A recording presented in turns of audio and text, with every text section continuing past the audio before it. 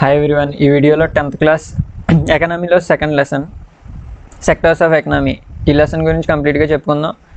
అయితే ఈ లెసన్ అయితే 10th క్లాస్ వాళ్ళకి అండ్ ఇతర కాంపిటేటివ్ ఎగ్జామ్స్ డిఎస్సి వాళ్ళకి కానీ అందరికీ యూజ్ అవుతుంది. అయితే 10th క్లాస్ వాళ్ళకి వచ్చేసి 8 మార్క్స్ వెయిటేజ్ ఉంది. 8 మార్క్స్ వెయిటేజ్ ఉన్నప్పుడు ఖచ్చితంగా ప్రతి టాపిక్ ఎక్కడన్నా మైండ్ మ్యాపింగ్ చూడండి. ఫస్ట్ ఈ మైండ్ మ్యాపింగ్లో మీకు ఏ టాపిక్ ఇచ్చినా కానీ మీకు ఆన్సర్ చేయగలిగేలాగా ఉన్నప్పుడే మీకు 8 మార్క్స్ ఈజీగా ఆన్సర్ చేయగలుగుతారు. ఎందుకంటే టెక్స్ట్ బుక్ వెనకాలవే వస్తాయని గ్యారంటీ లేదు. ఫస్ట్ మైండ్ మ్యాప్ చూడండి. Sectors of economic activities. అసలు ఎకనామిక్ యాక్టివిటీస్ అంటే ఏంటి, ఏమి యాక్టివిటీస్ ఉన్నాయనేది స్టార్టింగ్లో చూస్తాం సెక్టార్స్ ఆఫ్ ఎకనామీ అనే టాపిక్లో.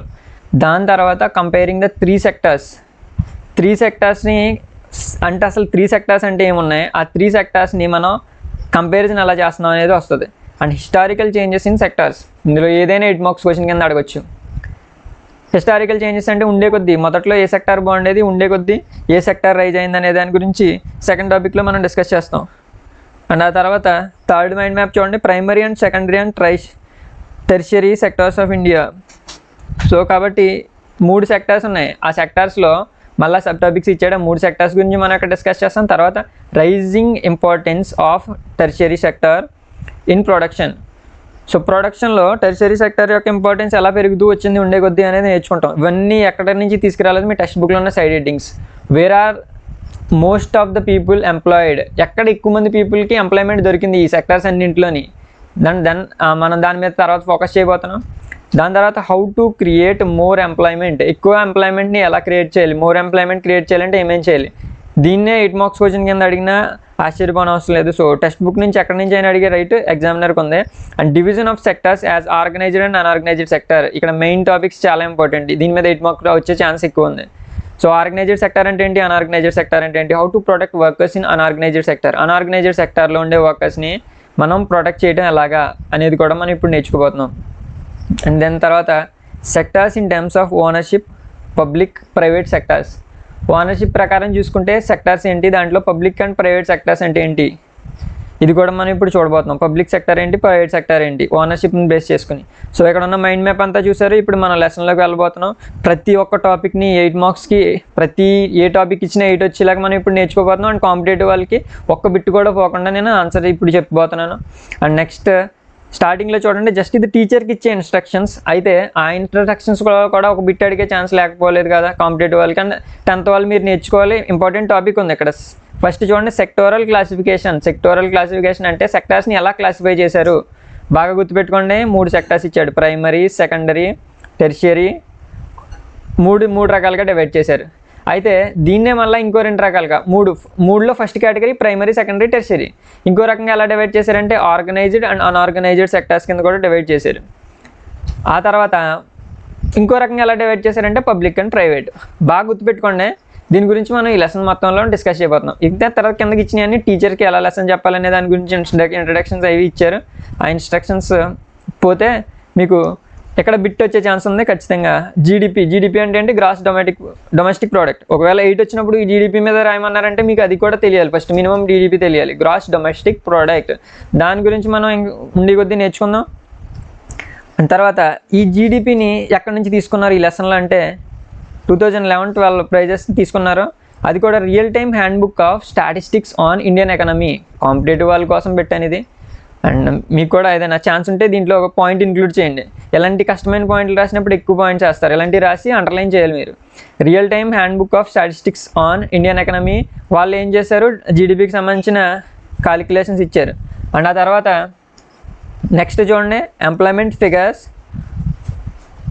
ఇక్కడ ఎంప్లాయ్మెంట్ ఫిగర్స్ అంటే ఇండియాలో ఎంతమంది ఎంప్లాయిడ్ ఉన్నారు, ఎంతమంది అన్ఎంప్లాయ్డ్ ఉన్నారు, ఇవన్నీ కూడా 5 years సర్వేస్ జరుగుతూ ఉంటాయి. ఆ సర్వేస్ నుంచి తీసుకున్నారు. ఆ సర్వేస్ ఎవరు చేశారంటే బాగా గుర్తుపెట్టుకోండి, ఎన్ఎస్ఎస్ఓ. ఎన్ఎస్ఎస్ఓ అంటే నేషనల్ శాంపిల్ సర్వే ఆర్గనైజేషన్. బాగా గుర్తుపెట్టుకోండి. కాంపిటేటివ్ వాళ్ళకి ఇక్కడ నుంచి బిట్ వస్తుంది. తక్కువ ఎకనామీలో అండర్స్టాండింగ్ కూడా ఎక్కువ ఉంటుంది, తక్కువ ఉంటాయి ఇలాంటి అబ్రివేషన్స్ వచ్చే ఛాన్సెస్ ఉంది. NSSO national sample survey organisation.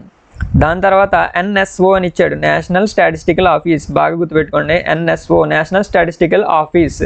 NSO అంటే తర్వాత ఎన్ఎస్ఓ అంటే ఏంటి అనేది కూడా చూడండి. Organisation under the ministry of statistics and programme implementation. So NSO అంటే ఏంటి? Organisation under ministry of statistics and programme implementation. So మనకి రకరకాల మినిస్ట్రీస్ ఉన్నాయి, ఒక మినిస్ట్రీ ఒక పని చేస్తుంది. అయితే స్టాటిస్టిక్స్ గురించి, ప్రోగ్రామింగ్ గురించి, స్టాటిస్టిక్స్ గురించి రీసెర్చ్ చేసే మినిస్ట్రీకి అండర్లో NSO అనేది ఉంటుంది. అండ్ తర్వాత ఇందులో ఇచ్చిన డీటెయిల్స్ అన్నీ కూడా mospi.gov.in అనే వెబ్సైట్ నుంచి ఇచ్చారు. సో ఇక్కడ నుంచి ఈ బిట్స్ మాత్రమే ఉన్నాయి. ఒకవేళ 8 మార్క్స్ రాసేటప్పుడు వాడుకుందాం అన్న ప్రాతిపదికన 10th వాళ్ళు చూడండి, కాంపిటేటివ్ వాళ్ళు అయితే ప్రతి బిట్ నేర్చుకోవాలి, ఇంపార్టెంట్. అండ్ తర్వాత సెకండ్ మైండ్ మ్యాప్ దగ్గరికి వెళ్ళిపోతున్నాం, sectors of economic activities. So sectors of economic activities అంటే ఇక్కడ చూడండి, కొంతమంది ఏమో గూడ్స్ ప్రొడ్యూస్ చేస్తారు, కొంతమంది ఏమో సర్వీసెస్ ప్రొడ్యూస్ చేస్తారు. గూడ్స్ అంటే ఏంటి, సర్వీసెస్ అంటే ఏంటో చూడండి. ఫర్ సపోజ్ మీ కింద పిక్చర్లో చూడండి, ఇక్కడ ఇటుకలు తయారు చేస్తున్నారు. ఇటుకలు అంటే వస్తువులు, గూడ్స్. వీళ్ళు తయారు చేస్తున్నారు కాబట్టి గూడ్స్ ప్రొడ్యూసింగ్ అంటారు, ప్రొడ్యూసింగ్ గూడ్స్ అంటారు. ఇతను పోస్ట్ ఉత్తరాలు ఇస్తున్నాడు, ఉత్తరాలు ఏమీ తయారు చేయట్లేదు ఆయన, కానీ ఉన్న ఉత్తరాలని పంచుతున్నాడు, అంటే సర్వీస్, అది సేవ, సర్వీస్ చేస్తున్నాడు. ఇక్కడ ఒక ఆయన లగేజ్ మోస్తున్నాడు, ఆయన ఏం చేస్తున్నాడు, సర్వీస్ చేస్తున్నాడు, అంతేగాని కొత్తగా ఏమీ ఉత్పత్తి చేయట్లేదు. ఇక్కడ కూడా చూడండి, క్లాత్స్ ఏమైనా తయారు చేస్తున్నారు. ఇక్కడ కింద పిక్చర్లో క్లాత్స్ ఎక్కడ తయారు చేయట్లేదు, కాకపోతే ఉన్న వాటిని అమ్ముతున్నాడు, అదొక సర్వీస్. ఇక్కడ చూడండి, మొక్కలు వ్యవసాయం చేస్తున్నారు, సో ఉత్పత్తి చేస్తున్నారు, అక్కడ పంట పండిస్తున్నారు, కాబట్టి అది ఏమవుతుంది, గూడ్స్. అండ్ ముందు మనం 3 సెక్టార్స్ చెప్పాం కదా, ఇక్కడ మొత్తం 3 రకాలుగా డివైడ్ చేసాం కదా. ప్రతి దాని గురించి ఇప్పుడు నేర్చుకోబోతున్నాం. 8 మార్క్స్ రావాలంటే ఖచ్చితంగా ఈ టాపిక్స్ మీ మైండ్లో ఉండిపోవాలి. చాలా జాగ్రత్తగా వినాల్సిన topic. We begin by looking different kind of economic activities అన్నారు. Different kind of economic activities ఏమున్నాయో చూద్దాం. సో మనం యాక్టివిటీస్ అంటే డబ్బులు వచ్చే ఎకనామిక్ యాక్టివిటీస్ అంటే మనకి ఫైనాన్షియల్గా మనీ ఉత్పత్తి అయ్యేది, మనీ తెచ్చేవి. అయితే దాంట్లో కూడా న్యాచురల్ రిసోర్సెస్ని వాడుకుని చేసేవి కొన్ని ఉంటాయి. న్యాచురల్ రిసోర్సెస్ని ఉపయోగించుకుంటూ, అంటే మన నేచర్లో ఉండే మొక్కలు, యానిమల్స్ కానీ వీటిని ఉపయోగించుకుంటూ డబ్బు సంపాదిస్తారు. అది అలాగా మీకు ఇప్పటికే మైండ్లో స్పార్క్ అయి ఉంటుంది. అయితే ఇక్కడ ఎగ్జాంపుల్ ఏమి ఇచ్చాడంటే కల్టివేషన్ ఆఫ్ కాటన్. కాటన్ అంటే పత్తిని ఉత్పత్తి చేస్తున్నారు, పంట పండిస్తున్నారు, దూదిని. అయితే అది ఒక ఎగ్జాంపుల్. సో దీంట్లో ఇలా కూడా మీరు మనీ సంపాదిస్తారు. తర్వాత మళ్ళీ డైరీ అనేది ఒక ఎగ్జాంపుల్. డైరీ అంటే ఇక్కడ చూడండి, పక్కన చిన్న పిక్చర్, ప్రైమరీ అగ్రికల్చర్ సెక్టార్. నేను పక్కన రౌండప్ చేస్తున్నాను, కర్సర్ కనిపించకపోయినా రౌండప్ చేశాను లెఫ్ట్ సైడ్. అయితే ఇక్కడ ఒక యానిమల్ ఉంది, అంటే యానిమల్ ఆవు దగ్గర నుంచి మనం ఆవు అయినా గేదైనా మిల్క్ ప్రొడ్యూస్ చేస్తే అది డైరీకి సంబంధించిన వస్తాయి, మిల్క్ కర్డ్ ఏదైతే అది.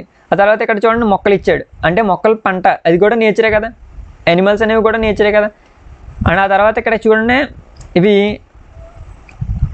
మీకు ఓర్స్ కానీ మినరల్స్ కానీ వాటి నుంచి కూడా మనం నేచర్ నుంచి వస్తే వాటి నుంచి డబ్బు సంపాదిస్తే అది కూడా ఇచ్చాడు. అండ్ తర్వాత చెట్ల నుంచి కూడా కొంతమంది వాటిని ఉపయోగించుకుంటున్నారు. సో ఇవన్నీ కూడా ఏంటో చూడండి, అన్నీ నేచర్ నుంచి వచ్చినాయి.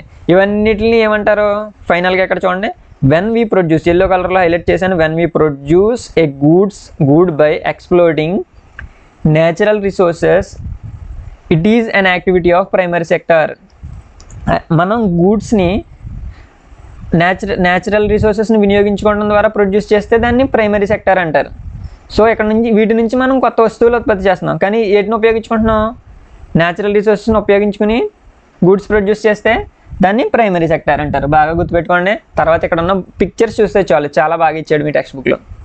తర్వాత కిందకి రండి, కింద next secondary industrial sector picture చూడండి. మీరు గుర్తుపెట్టుకోవాల్సింది అక్కడ డెఫినేషన్ మీకు యాజ్ ఇట్ ఈజ్ నేను ఎల్లో కలర్లో హైలైట్ చేసింది, మీరు బాగా గుర్తుపెట్టుకోండి. ఎగ్జామ్లో రాయడానికి పనికి వస్తుంది. మిగతావన్నీ ఎగ్జాంపుల్ ఎలా రాయాలో నేను ఇప్పుడు చెప్తాను.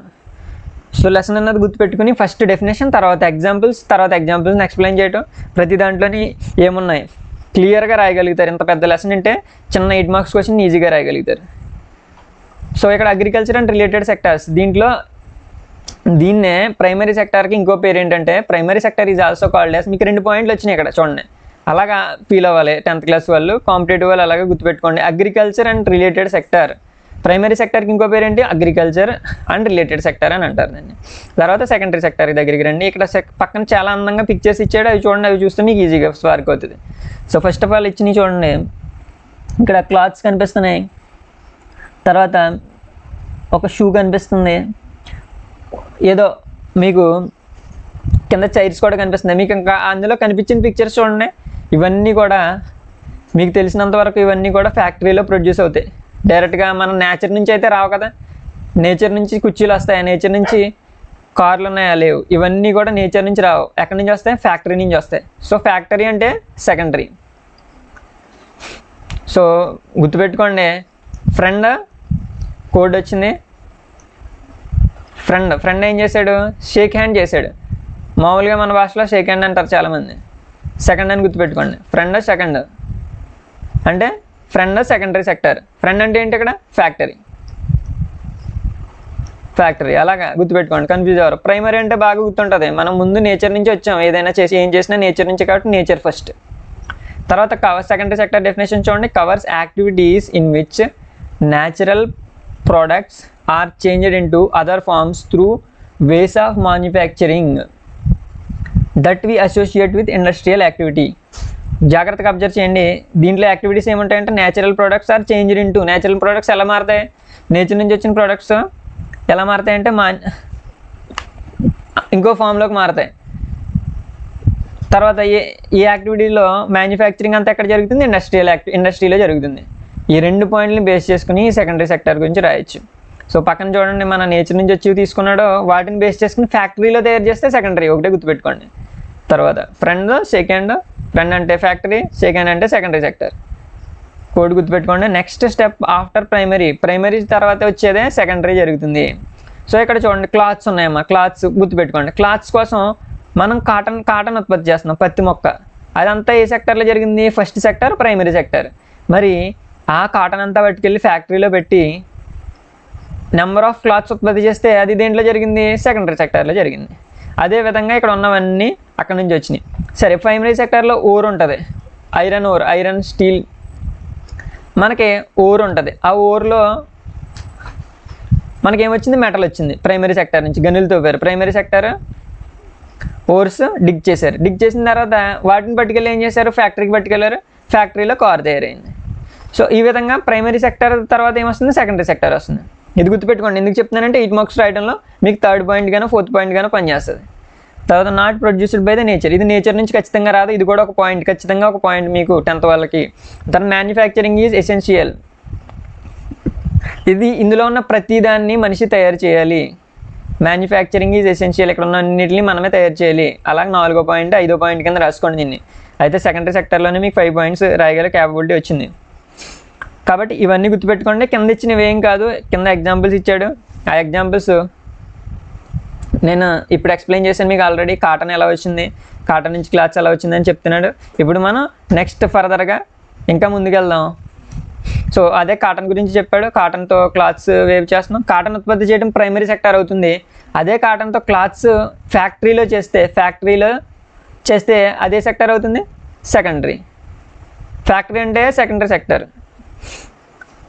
అండ్ తర్వాత ఈ సెకండరీ సెక్టర్ అంతా ఫ్యాక్టరీస్ కాబట్టి దాన్ని ఇంకో రకంగా ఎలా పిలుస్తారంటే ఇండస్ట్రియల్ సెక్టర్ అని అంటారు. సెకండరీ సెక్టర్కి ఇంకో పేరేంటి?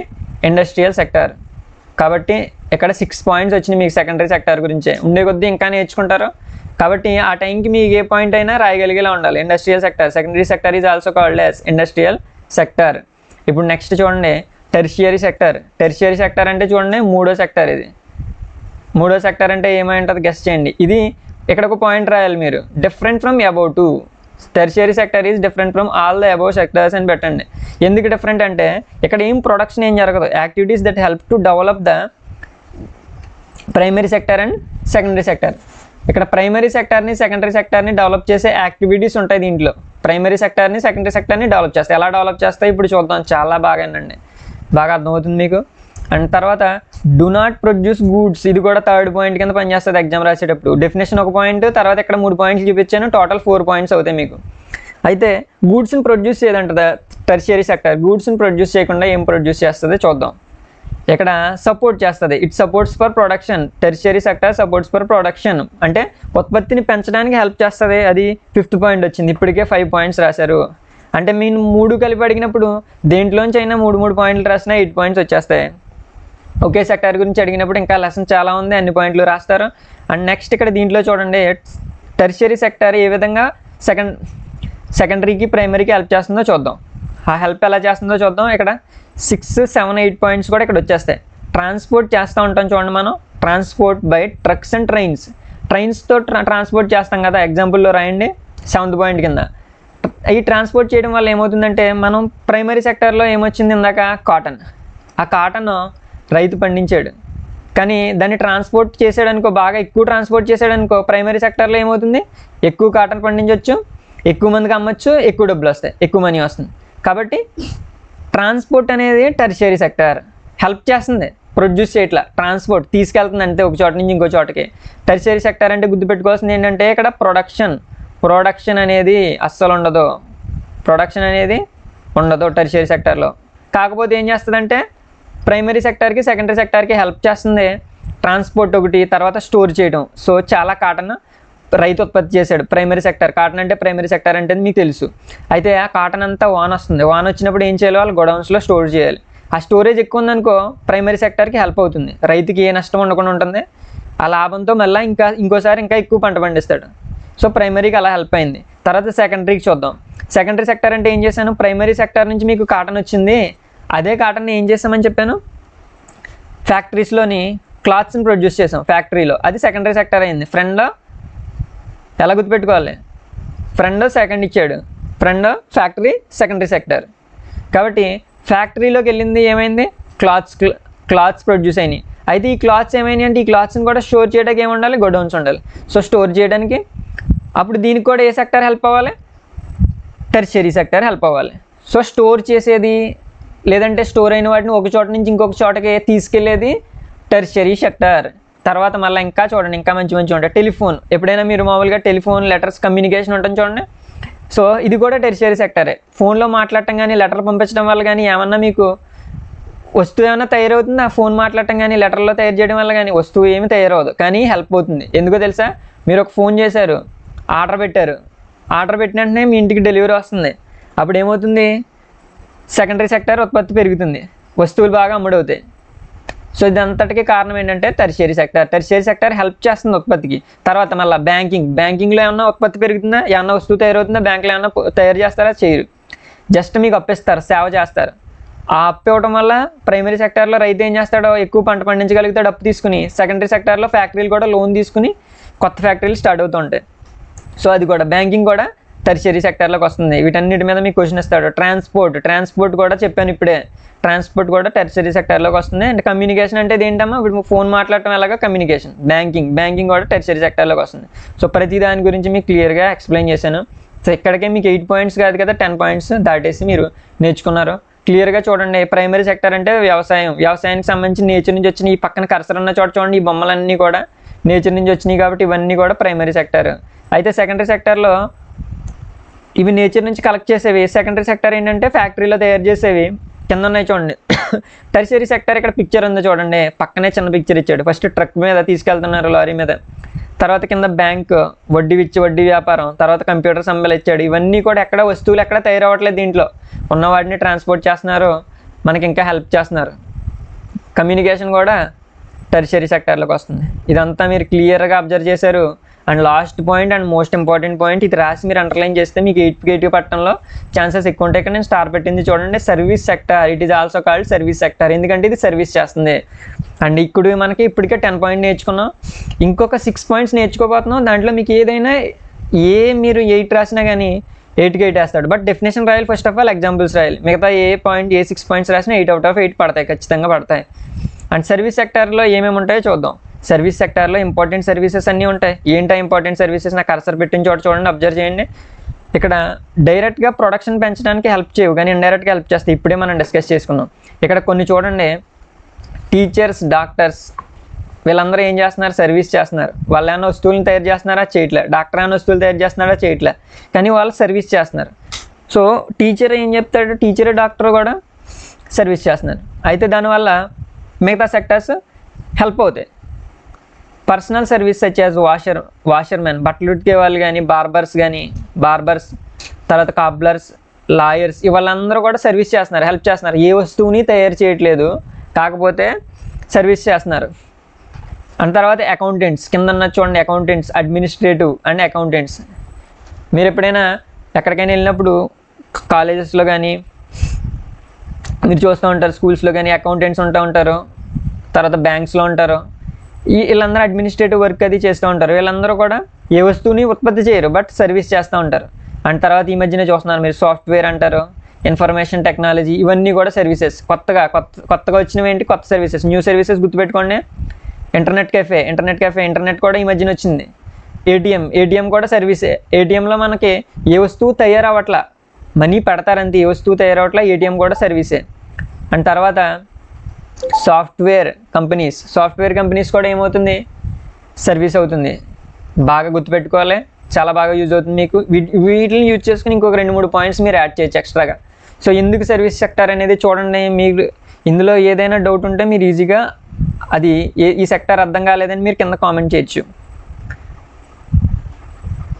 నెక్స్ట్ ఇక్కడ చూడండి, ఒక పైన వచ్చింది చూడండి, ఎకనామిక్ యాక్టివిటీస్ ఇచ్చాడు. 3 డిఫరెంట్ కేటగిరీస్ ఉన్నాయి ఇక్కడ.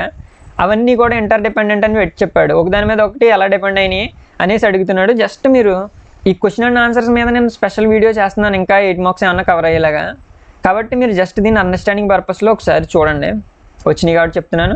So farmers refuse to cell sugar cane. ఏమవుతుంది, ఫార్మర్స్ షుగర్ కేన్ అమ్మలేనప్పుడు ఫార్మర్స్ అనేది ఏ సెక్టర్, ప్రైమరీ సెక్టర్కి 1 వేస్తున్నాను. ప్రైమరీ సెక్టర్లో ఫార్మర్స్ అమ్మలేదనుకోండి షుగర్ కేన్, ఏ సెక్టర్ ఎఫెక్ట్ అవుతుంది, షుగర్ ప్రొడ్యూస్ చేసే ఫ్యాక్టరీస్ ఉంటాయి, పంచదార ఉత్పత్తి చేసే ఫ్యాక్టరీస్ ఉంటాయి, తెలుసు కదా. వాటికి షుగర్ లేకపోతే, షుగర్ కేన్ లేకపోతే వాటికి ఏమవుతుంది, వాటికి నష్టం వస్తుంది. కాబట్టి సెకండరీ సెక్టర్ ఇక్కడ ఇన్ఫ్లుయెన్స్ అవుతుంది. తర్వాత కింద చూడండి, కాటన్ కల్టివేషన్ ఏమవుతుందంట, ఏం జరిగితే, if companies decided not to buy from Indian markets. Companies Indian markets నుంచి కాటన్ కొనుక్కోవట్ల. కాటన్ మన వాళ్ళు ప్రైమరీ సెక్టర్లో తయారు చేస్తారు. అయితే కంపెనీస్ అంటే ఏంటి, ఇప్పుడు కంపెనీస్ కొనుక్కోవట్లేదు. అయితే కొనకపోతే ఎవరు దెబ్బతింటారు, రైతులు దెబ్బతింటారు. ప్రాబ్లం ఎవరు ఫేస్ చేస్తారు, ప్రైమరీ సెక్టర్. ఎందుకంటే వాళ్ళు కొనుక్కోకపోతే వాళ్ళ పంట అక్కడే ఉంటుంది. ఎప్పుడైతే పండించిన పంటకి లాభం రాలేదో నెక్స్ట్ పంట వేయగలుగుతాడో రైతు, వేయలేడు. దానివల్ల రైతుకి నష్టం వస్తుంది. నెక్స్ట్ టైం కూడా తను అప్పులు పాలైపోతాడు. దానివల్ల కాటన్ ప్రొడ్యూస్ అవ్వదు. దానివల్ల ఏమవుతుంది, రైతు అప్పులు పాలైపోతే మనకు నష్టం ఏంటి. ఎప్పుడైతే తన దగ్గర డబ్బులు లేవో పంట పండించడో కాటన్ ప్రొడ్యూస్ చాలా తక్కువ అవుతుంది. కాటన్ అవ్వచ్చు, మనం తినే రైస్ అవ్వచ్చు. ఎప్పుడైతే తక్కువ రైస్ ఉంటుందో దాన్ని కొనుక్కునే వాళ్ళు ఎక్కువ ఉంటారు, ఎక్కువ మందికి అవసరం. అప్పుడు ఏం చేస్తాడో, రేటు పెరిగిపోతుంది. ఇంత రేట్ ఇచ్చిన వాళ్ళకి ఇవి అమ్ముతాను అని కూర్చుంటారు. సో దానివల్ల ఒకదాని మీద ఇంకోటి ఇంటర్డిపెండెంట్ ఎలా అయిందో బాగా అర్థం చేసుకోవాలి మీరు ఇప్పటి నుంచే. తర్వాత థర్డ్ చూడండి, ఫెర్టిలైజర్స్కి ఇంకా పంప్ సెట్కి ప్రైస్ పెరిగిపోయింది. ఫెర్టిలైజర్స్ పంప్ సెట్ పెరిగిపోవడం వల్ల ప్రైస్ ఏంటి, ఇది టెర్షియరీ సెక్టర్ కదా, అమ్మకాలు చేసేవి వాళ్ళు ఎక్కువగా అమ్ముతున్నారు. అప్పుడు ఎవరు నష్టపోతారో, రైతు నష్టపోతాడు. రైతు నష్టపోయి పంప్ సెట్స్, ఎరువులు లేనప్పుడు రైతు ఎక్కువ రేట్ ఉన్నప్పుడు ఎరువులు బాగా ఉపయోగించగలుగుతాడా, ఉపయోగించలేడు. ఆ తర్వాత పంప్ సెట్స్ ఎక్కువ లేనప్పుడు తను పంట నీరు అది అందించగలుగుతాడు, అందించలేడు. అప్పుడు ఎవరు నష్టపోతారు, రైతు నష్టపోతాడు. రైతు నష్టపోతే మనందరం నష్టపోతాం. నెక్స్ట్ చూడండి, ఇంకొకటి స్ట్రైక్ చేశారంట ట్రాన్స్పోర్ట్. ఇక్కడ స్ట్రైక్ చేసింది మళ్ళీ అగైన్ సర్వీస్ సెక్టర్. ట్రాన్స్పోర్ట్ అంటే గుర్తుపెట్టుకోవాల్సింది సర్వీస్ సెక్టర్. తర్వాత refuse to take vegetables, milk. జనరల్గా మనకు వెజిటేబుల్స్ అన్నీ ఎక్కడి నుంచో రైతుల దగ్గర నుంచి వస్తూ ఉంటాయి. రైతు బజార్ల దగ్గరికి కావచ్చు, లేదంటే మన మార్కెట్కి కావచ్చు. అయితే వాటన్నిటిని నేను ట్రాన్స్పోర్ట్ చేయమని కూర్చున్నారు, సర్వీస్ సెక్టర్ వాళ్ళు నేను చేయమన్నారు. వాళ్ళ ఇబ్బంది వాళ్ళకు ఉంటుంది. ఎందుకంటే వాళ్ళకి ఇవ్వాల్సిన సర్వీస్ వాళ్ళకి ఇవ్వకపోవడం, వాళ్ళకి జీతాలు రాకపోవడం వల్ల అలా ఆపేయచ్చు. దానివల్ల ఎవరు నష్టపోతారో, ఖచ్చితంగా ఇవన్నిటిని అమ్మకానికి వెళ్ళకపోతే మళ్ళీ ప్రైమరీ సెక్టర్ దెబ్బతింటుంది. ఎందుకంటే అవన్నీ అమ్మలేనప్పుడు ఏమవుతుంది, ప్రైమరీ సెక్టర్ వాళ్ళకి నష్టం జరుగుతుంది. నష్టం జరిగితే మళ్ళీ వాళ్ళకి, ఇప్పుడు సపోజ్ మిల్క్ అనేది రైతు ఉత్పత్తి చేశాడు ప్రైమరీ సెక్టర్ నుంచి, ఆ మిల్క్కి తగిన డబ్బులు రాలేదనుకోండి, మళ్ళీ తర్వాత అతను సొంత డబ్బులు పెట్టుకుని ఆ ఆవులు అవ్వచ్చు, గేదెలు అవ్వచ్చు, వాటికి ఫుడ్ పెట్టడానికి అతనికి పెట్టుబడి ఉండాలి. ఆ పెట్టుబడి లేనప్పుడు నష్టపోతాడు. వాటిని అమ్మేయాల్సిన పరిస్థితి వస్తుంది. చివరికి మనం కూడా నష్టపోతాం, రేట్లు పెరిగిపోయి. సో కాబట్టి ఇంటర్డిపెండెంట్. ఇక్కడ చూడండి, ఇది ఇంపార్టెంట్. ఇంతకుముందు పాత 10th క్లాస్లో వీటి మీద మనకి అడిగేవాడు, మార్క్స్ వచ్చాయి. ఖచ్చితంగా అడిగే బిట్ ఇక్కడ నుంచి వచ్చేది. బట్ ఈసారి 8 మార్క్స్ వెయిటేజ్ ఇచ్చాడు, చూద్దాం. కానీ ఇది మీకు ఏదో విధంగా పనికి వస్తుంది, నేర్చుకోండి. సో ఇందులో ఉన్న వాటిని 3 సెక్టర్స్ కింద డివైడ్ చేయాలి. నేను ఒక ప్రైమరీకి 1 అని పెడతాను. ఇక్కడ మీరు కూడా నాతో పాటు చూడండి, ఆలోచించండి. టైలర్ ఏమన్నా ఉత్పత్తి చేస్తున్నాడు. సో ఏదైనా తయారు చేస్తున్నాడు, నేచర్ నుంచి తయారు చేస్తున్నాడా, లేదు. డైరెక్ట్గా తను, అది కూడా ఫ్యాక్టరీ అనుకోండి, సెకండరీ సెక్టర్. బాస్కెట్ వేవర్, బుట్టలు అల్లుతున్నాడు. డైరెక్ట్గా తన స్కిల్ ఉపయోగించి డైరెక్ట్గా నేచర్లోంచి బుట్ట దొరుకుతుందా, చెట్టుకి బుట్ట కాదు కదా, అలా గుర్తుపెట్టుకోండి. తను ఫ్యాక్టరీ కింద లెక్క, అది కూడా చిన్న ఫ్యాక్టరీ. ఫ్లవర్ కల్టివేషన్, మొక్కలు పువ్వులు అంటే ఖచ్చితంగా నేచర్ నుంచి వస్తాయి. అండ్ తర్వాత మిల్క్ వెండర్, పాలు అమ్ముతున్నాడు. అతనేమో ఉత్పత్తి తయారు చేయట్లేదు, అతనేమో పాలు తయారు చేయట్లేదు కదా, జస్ట్ అమ్ముతున్నాడు అంటే టెర్షియరీ సెక్టర్. సర్వీస్ చేస్తున్నాడు. ఫిషర్మ్యాన్, చేపలు పడుతున్నాడు. చేపలు పట్టడం అంటే బాగా గుర్తెట్టుకోండి, చేపలు ఎక్కడి నుంచి దొరుకుతున్నాయి? మనకి నేచర్ నుంచి దొరుకుతున్నాయి. సో మనిషి ఏం తయారు చేయట్లేదు చేపలని, నేచర్ నుంచి దొరుకుతున్నాయి. నేచర్ నుంచి దొరికితే ప్రైమరీ సెక్టర్. ప్రీస్ట్ అంటే మతాన్ని బోధిస్తూ ఉంటాడు, అతను ఏమి తయారు చేయట్లా, తనకే మాటలు చెప్తున్నాడు. సో దానివల్ల ఏమవుతుంది? సర్వీస్ జరుగుతుంది, అది టెర్షియరీ సెక్టర్. తర్వాత కొరియర్ చేసి అతను ఏమి ఉత్పత్తి చేయట్లేదు కదా, ఆ కొరియర్ని అతను తయారు చేయట్లేదు, ఎవరో తయారు చేస్తే తెస్తున్నాడు, కాబట్టి tertiary sector. Workers in match factory, match ఫ్యాక్టరీలో వర్కర్స్ మ్యాచ్ ఫ్యాక్టరీలో పనిచేస్తుంటే వాళ్ళు ఏమవుతారు? ఫ్యాక్టరీ అంటేనే సెకండరీ సెక్టర్. మనీ లెండర్, అప్పిస్తున్నాడు, తనేమి తయారు చేయట్లా, సర్వీస్ చేస్తున్నాడు. బ్యాంక్ ఎలాగా సర్వీస్ సెక్టర్, మనీ లెండర్ కూడా. గార్డెనర్ ఏం చేస్తున్నాడు? తను కూడా మొక్కల మీద కేర్ తీసుకుంటున్నాడు. సో ప్రైమరీ వస్తుంది. అండ్ పాటర్ ఏం తయారు చేస్తున్నాడు? పాటలు తయారు చేస్తున్నాడు, కాబట్టి సెకండరీ సెక్టర్ వస్తుంది. తయారు చేస్తున్నాడు, నేచర్ నుంచి వచ్చిందా? నేచర్ నుంచి. ఏ చెట్టుకైనా కుండలు కాస్తాయా? పాట్స్ రావు కదా. బీ కీపర్ ఏం చేస్తాడు? బీస్ని, ఇక్కడ చాలా జాగ్రత్తగా గమనించాలి. బీస్, తేనెటీగల్లో నేచర్లోనే ఉన్నాయి, మనం తయారు చేయట్లా. నేచర్లో ఉన్న వాటిని మనం చేస్తున్నాం కాబట్టి అది ప్రైమరీ సెక్టర్ అవుతుంది. ఆస్ట్రోనాట్ అంటే ఇక్కడ ఆకాశంలోకి అది వెళ్ళటం కానీ ఇక్కడ ఎలాంటి రీసెర్చ్ చేయడం వల్ల చేస్తాడు. సో అతను ఏం చేస్తున్నాడు? సర్వీస్ చేస్తున్నాడు. అతని వల్ల ఏదైనా వస్తువులు తయారవుతున్నాయా? తయారవట్లా. కాల్ సెంటర్ వల్ల ఏమన్నా వస్తువులు తయారు చేస్తున్నారా? తయారు చేయట్లా. సర్వీస్ సెక్టర్లోకి వస్తాడు. సో ఇవి జస్ట్ చాలా ఇంపార్టెంట్ ఈ లెసన్లో. ఇది క్లాసిఫికేషన్ వచ్చినప్పుడే మీకు నెక్స్ట్ స్టేజ్ అనేది అర్థమవుతుంది. నెక్స్ట్ స్టేజ్కి ఇప్పుడు మనం వెళ్ళబోతున్నాం. అండ్ తర్వాత చిన్నగా క్వశ్చన్స్ ఉంటే అవన్నీ కూడా నీకు క్వశ్చన్ అండ్ ఆన్సర్స్లో నేను ఖచ్చితంగా ఎక్స్ప్లెయిన్ చేస్తాను. ఆ వీడియో చూడండి. ఇది చూసిన తర్వాత 8 మార్క్స్ కోసం అయితే ఇది వెతకనవసరం లేదు మీకు. అండ్ తర్వాత 3 సెక్టర్స్ని కంపారిజన్, జస్ట్ ఇప్పటిదాకా నేర్చుకున్నవే మళ్ళీ ఇచ్చాడు. ఇక్కడ నుంచి అయితే చూడండి 3 సెక్టర్స్కి కంపారిజన్. నెక్స్ట్ మైండ్ మ్యాప్లోకి వెళ్ళిపోయాం. 3 సెక్టర్స్కి కంపారిజన్ ఎలా చేస్తున్నాం అనేది ఒకసారి చూడండి. సో ఇక్కడ ఇచ్చింది, how do we count the various goods and services and know the total production in ఈ సెక్టర్. సో మన కంట్రీలో చాలా వస్తువులు ఉత్పత్తి అవుతున్నాయి. సో సెక్టర్స్ ఒకసారి చూడండి. ప్రైమరీ సెక్టర్ నుంచి మనకి మిల్క్ దగ్గర నుంచి మనకి క్రాప్, పంట పండించిన తర్వాత నుంచి రకరకాల క్రాప్స్ అనేవి ప్రొడ్యూషన్ జరుగుతుంది. అండ్ తర్వాత సెకండ్, మన కంట్రీ కూడా నెంబర్ ఆఫ్ ఫ్యాక్టరీస్ ఉన్నాయి, రకరకాల వస్తువులను తయారు చేస్తుంది. అండ్ థర్డ్, రీసెంట్గా వచ్చిన ఇన్ఫర్మేషన్ టెక్నాలజీ, ఇంటర్నెట్ దగ్గర నుంచి, పాతగా ఉన్న పోస్ట్ ఆఫీస్ దగ్గర నుంచి లెటర్లు పంపడం, బ్యాంకింగ్ దగ్గర నుంచి అన్ని సర్వీసెస్ వస్తున్నాయి. ఇవన్నీ కూడా ప్రొడక్షన్ జరుగుతుంది. అయితే ఈ వచ్చిన వస్తువుల రేట్ ఎంత ఉత్పత్తి చేసాం? ఇదే జీడిపి. దాన్ని ఏమంటారు? Gross domestic product. మరి దీన్ని కూడా మనం లెక్క కట్టాలి కదా. కాబట్టి ఈ లెక్క ఏంటనేది మనకి ఇప్పుడు తెలుస్తుంది. ఎలా లెక్క కడతారు చాలా జాగ్రత్తగానండి. ఇదే మాకు 8 మార్క్స్ క్వశ్చన్కి ఇచ్చినా ఆశ్చర్యపోనవసరం లేదు. సో ఇలాగే 8 మార్క్స్ క్వశ్చన్ ఇస్తే ఏం చేస్తారు, ఎలా కౌంట్ చేస్తారో మీరు రాయాలి. So first point, number thousands of goods అనేది ఇండియాలో ప్రొడ్యూస్ అవుతుంది. ఇండియాలో కాదు, ఎనీ కంట్రీలో ప్రొడ్యూస్ అవుతాయి. అయితే నేను డాట్ పెట్టి రౌండ్ చేస్తున్నాను ఇక్కడ నుంచి ప్రతి పాయింట్ని, అదే సింబల్ మీకు ఇక్కడ నుంచి. అయితే ఫస్ట్ ఆఫ్ ఆల్ ఏంటంటే ఇక్కడ రఫ్ క్యాలిక్యులేషన్ ఎలా క్యాలిక్యులేట్ చేస్తారనేది ఇక్కడ ఇస్తున్నాడు చూడండి. అండ్ ఇక్కడ కూడా నేను సెకండ్ పాయింట్ పెట్టాను. 1000 kgs ఆఫ్ వీట్ పండింది, 10,000 kgs ఆఫ్ వీట్ పండింది. అయితే ఆ వీటి ఒక్కో కేజీని ఎంతకు పంపుతున్నాడు? 20 రూపాయలకి అమ్ముతున్నాడు. మరి టోటల్ వీట్ అంతా 10,000 kgs, కేజీకి 20 చొప్పున 10,000 × 20 మల్టిప్లై చేయండి, అంతే. కాబట్టి ఇక్కడ వచ్చిందాన్ని నోట్ చేయండి. 2 lakhs వచ్చింది. అలా క్యాలిక్యులేట్ చేయాలి మల్టిప్లికేషన్. అండ్ తర్వాత దాన్ని ఇంకో ఎగ్జాంపుల్ ఇచ్చాడు. 5,000 ఆఫ్ కోకోనట్ ఉంది. కోకోనట్స్ ఏంటి? 15 రూపీస్. ఒక్కో కోకోనట్ 15 రూపీస్. నీ దగ్గర ఎన్ని కోకోనట్స్ ఉన్నాయి? 5,000. టోటల్ ఎంత ప్రొడక్షన్ చేసాం? 75,000. మల్టిప్లై చేస్తే 75,000. ఎగ్జాంపుల్స్కి ఒక పాయింట్ కింద పెట్టుకోండి. మరి ఇప్పుడు ప్రాబ్లం ఏమొచ్చింది? ఇక్కడ చెప్పింది చాలా జాగ్రత్తగా వినాలి. కింద చెప్తున్నాను చూడండి. ఒక ప్రికాషన్ జాగ్రత్తగా తీసుకోవాలి. ఇది పాయింట్. మళ్ళీ ఇవి రెండు ఒక పాయింట్ కింద రాయొచ్చు. ఇక్కడ ఉన్నది ఒక పాయింట్, డాట్ పెట్టి రౌండ్ చేస్తున్నాను. ఇక్కడ ఉన్న పాయింట్ ఏంటంటే ప్రికాషన్ ఏం తీసుకోవాలి? Not every good that produced and sold need to be counted. మనం ప్రొడ్యూస్ చేసిన ప్రతిదీ కౌంట్ చేసేయకూడదు. ఫర్ ఎగ్జాంపుల్ ఇక్కడ ఒకటి చెప్తున్నాను. మీరు సపోజ్ ఇక్కడ ఉన్నదంతా అదే కదా, కాకపోతే ఇక్కడ ఒక ఆవిడ ఉంది చూడండి పక్కన. సో ఇక్కడ వీట్ పట్టుకుని ఉన్నారు ఆవిడ. ఆ వయసులో కూడా ప్రొడక్షన్ చేస్తున్నారని ఊహించుకోండి, గొప్ప విషయం. అయితే మీకు ఒక బిస్కెట్ ప్యాకెట్ తయారైంది. ఒక బిస్కెట్ ప్యాకెట్ ఏదో ఒకటి కొనుక్కున్నారు, ఏదో కంపెనీ మీకు నచ్చింది. అయితే ఈ బిస్కెట్ ప్యాకెట్ దాంట్లో వీటితో తయారవుతుంది, అవునా కదా? కాబట్టి ఈ వీటితో తయారవుతుంది. మీరు ఏం చేస్తున్నారంటే ఇక్కడ ఈవిడ పండించిన పంటకి ఒక రేటు కట్టేశారు ఆల్రెడీ. ఈ వీట్ ధాన్యం పండించింది కదా, అయితే ఈ గోధుమలకి ఒక రేటు కట్టేశారు, ఎక్స్ అనే రేటు కట్టారు. మళ్ళీ ఈ బిస్కెట్ ప్యాకెట్లో కూడా ఒక 80 రూపీస్ అని బిస్కెట్ ప్యాకెట్ రేట్ వచ్చిందనుకో, దాంట్లో కూడా మళ్ళీ ఈ వీటి రేట్ కూడా ఉంటుంది కదా.